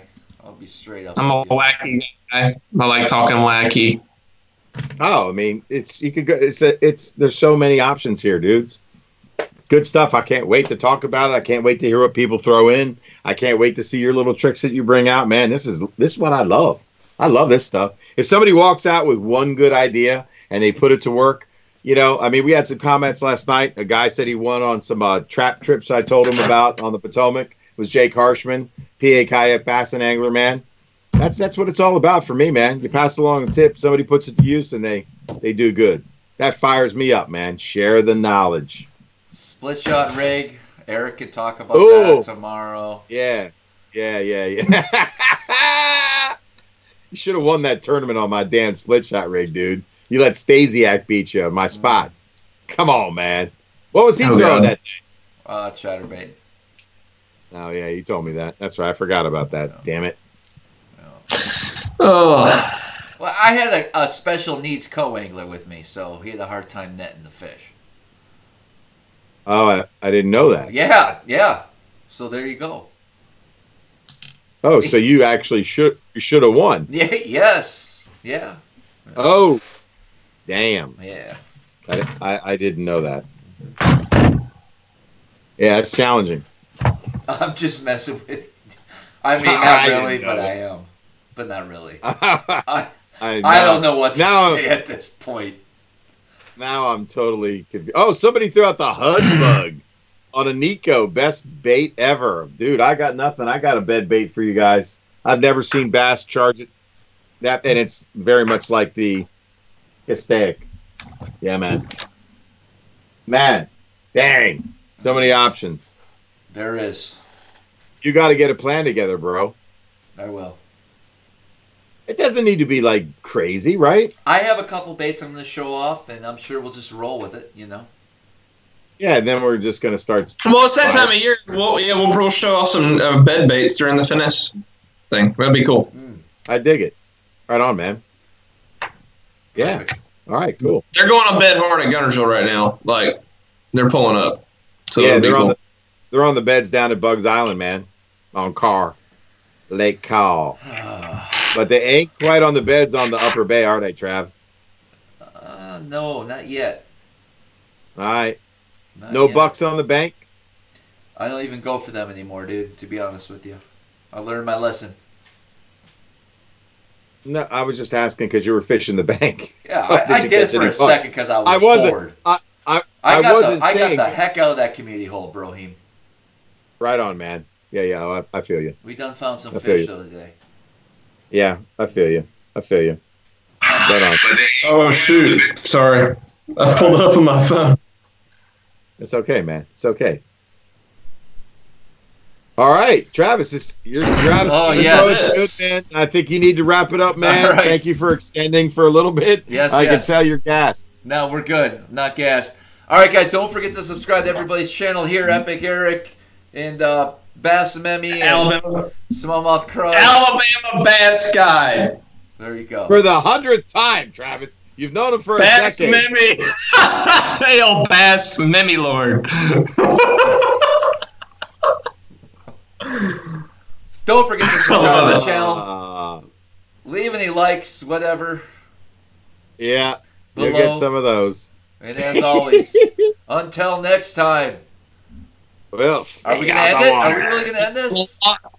Travis, I mean, you seem like you're See you on the water. All right.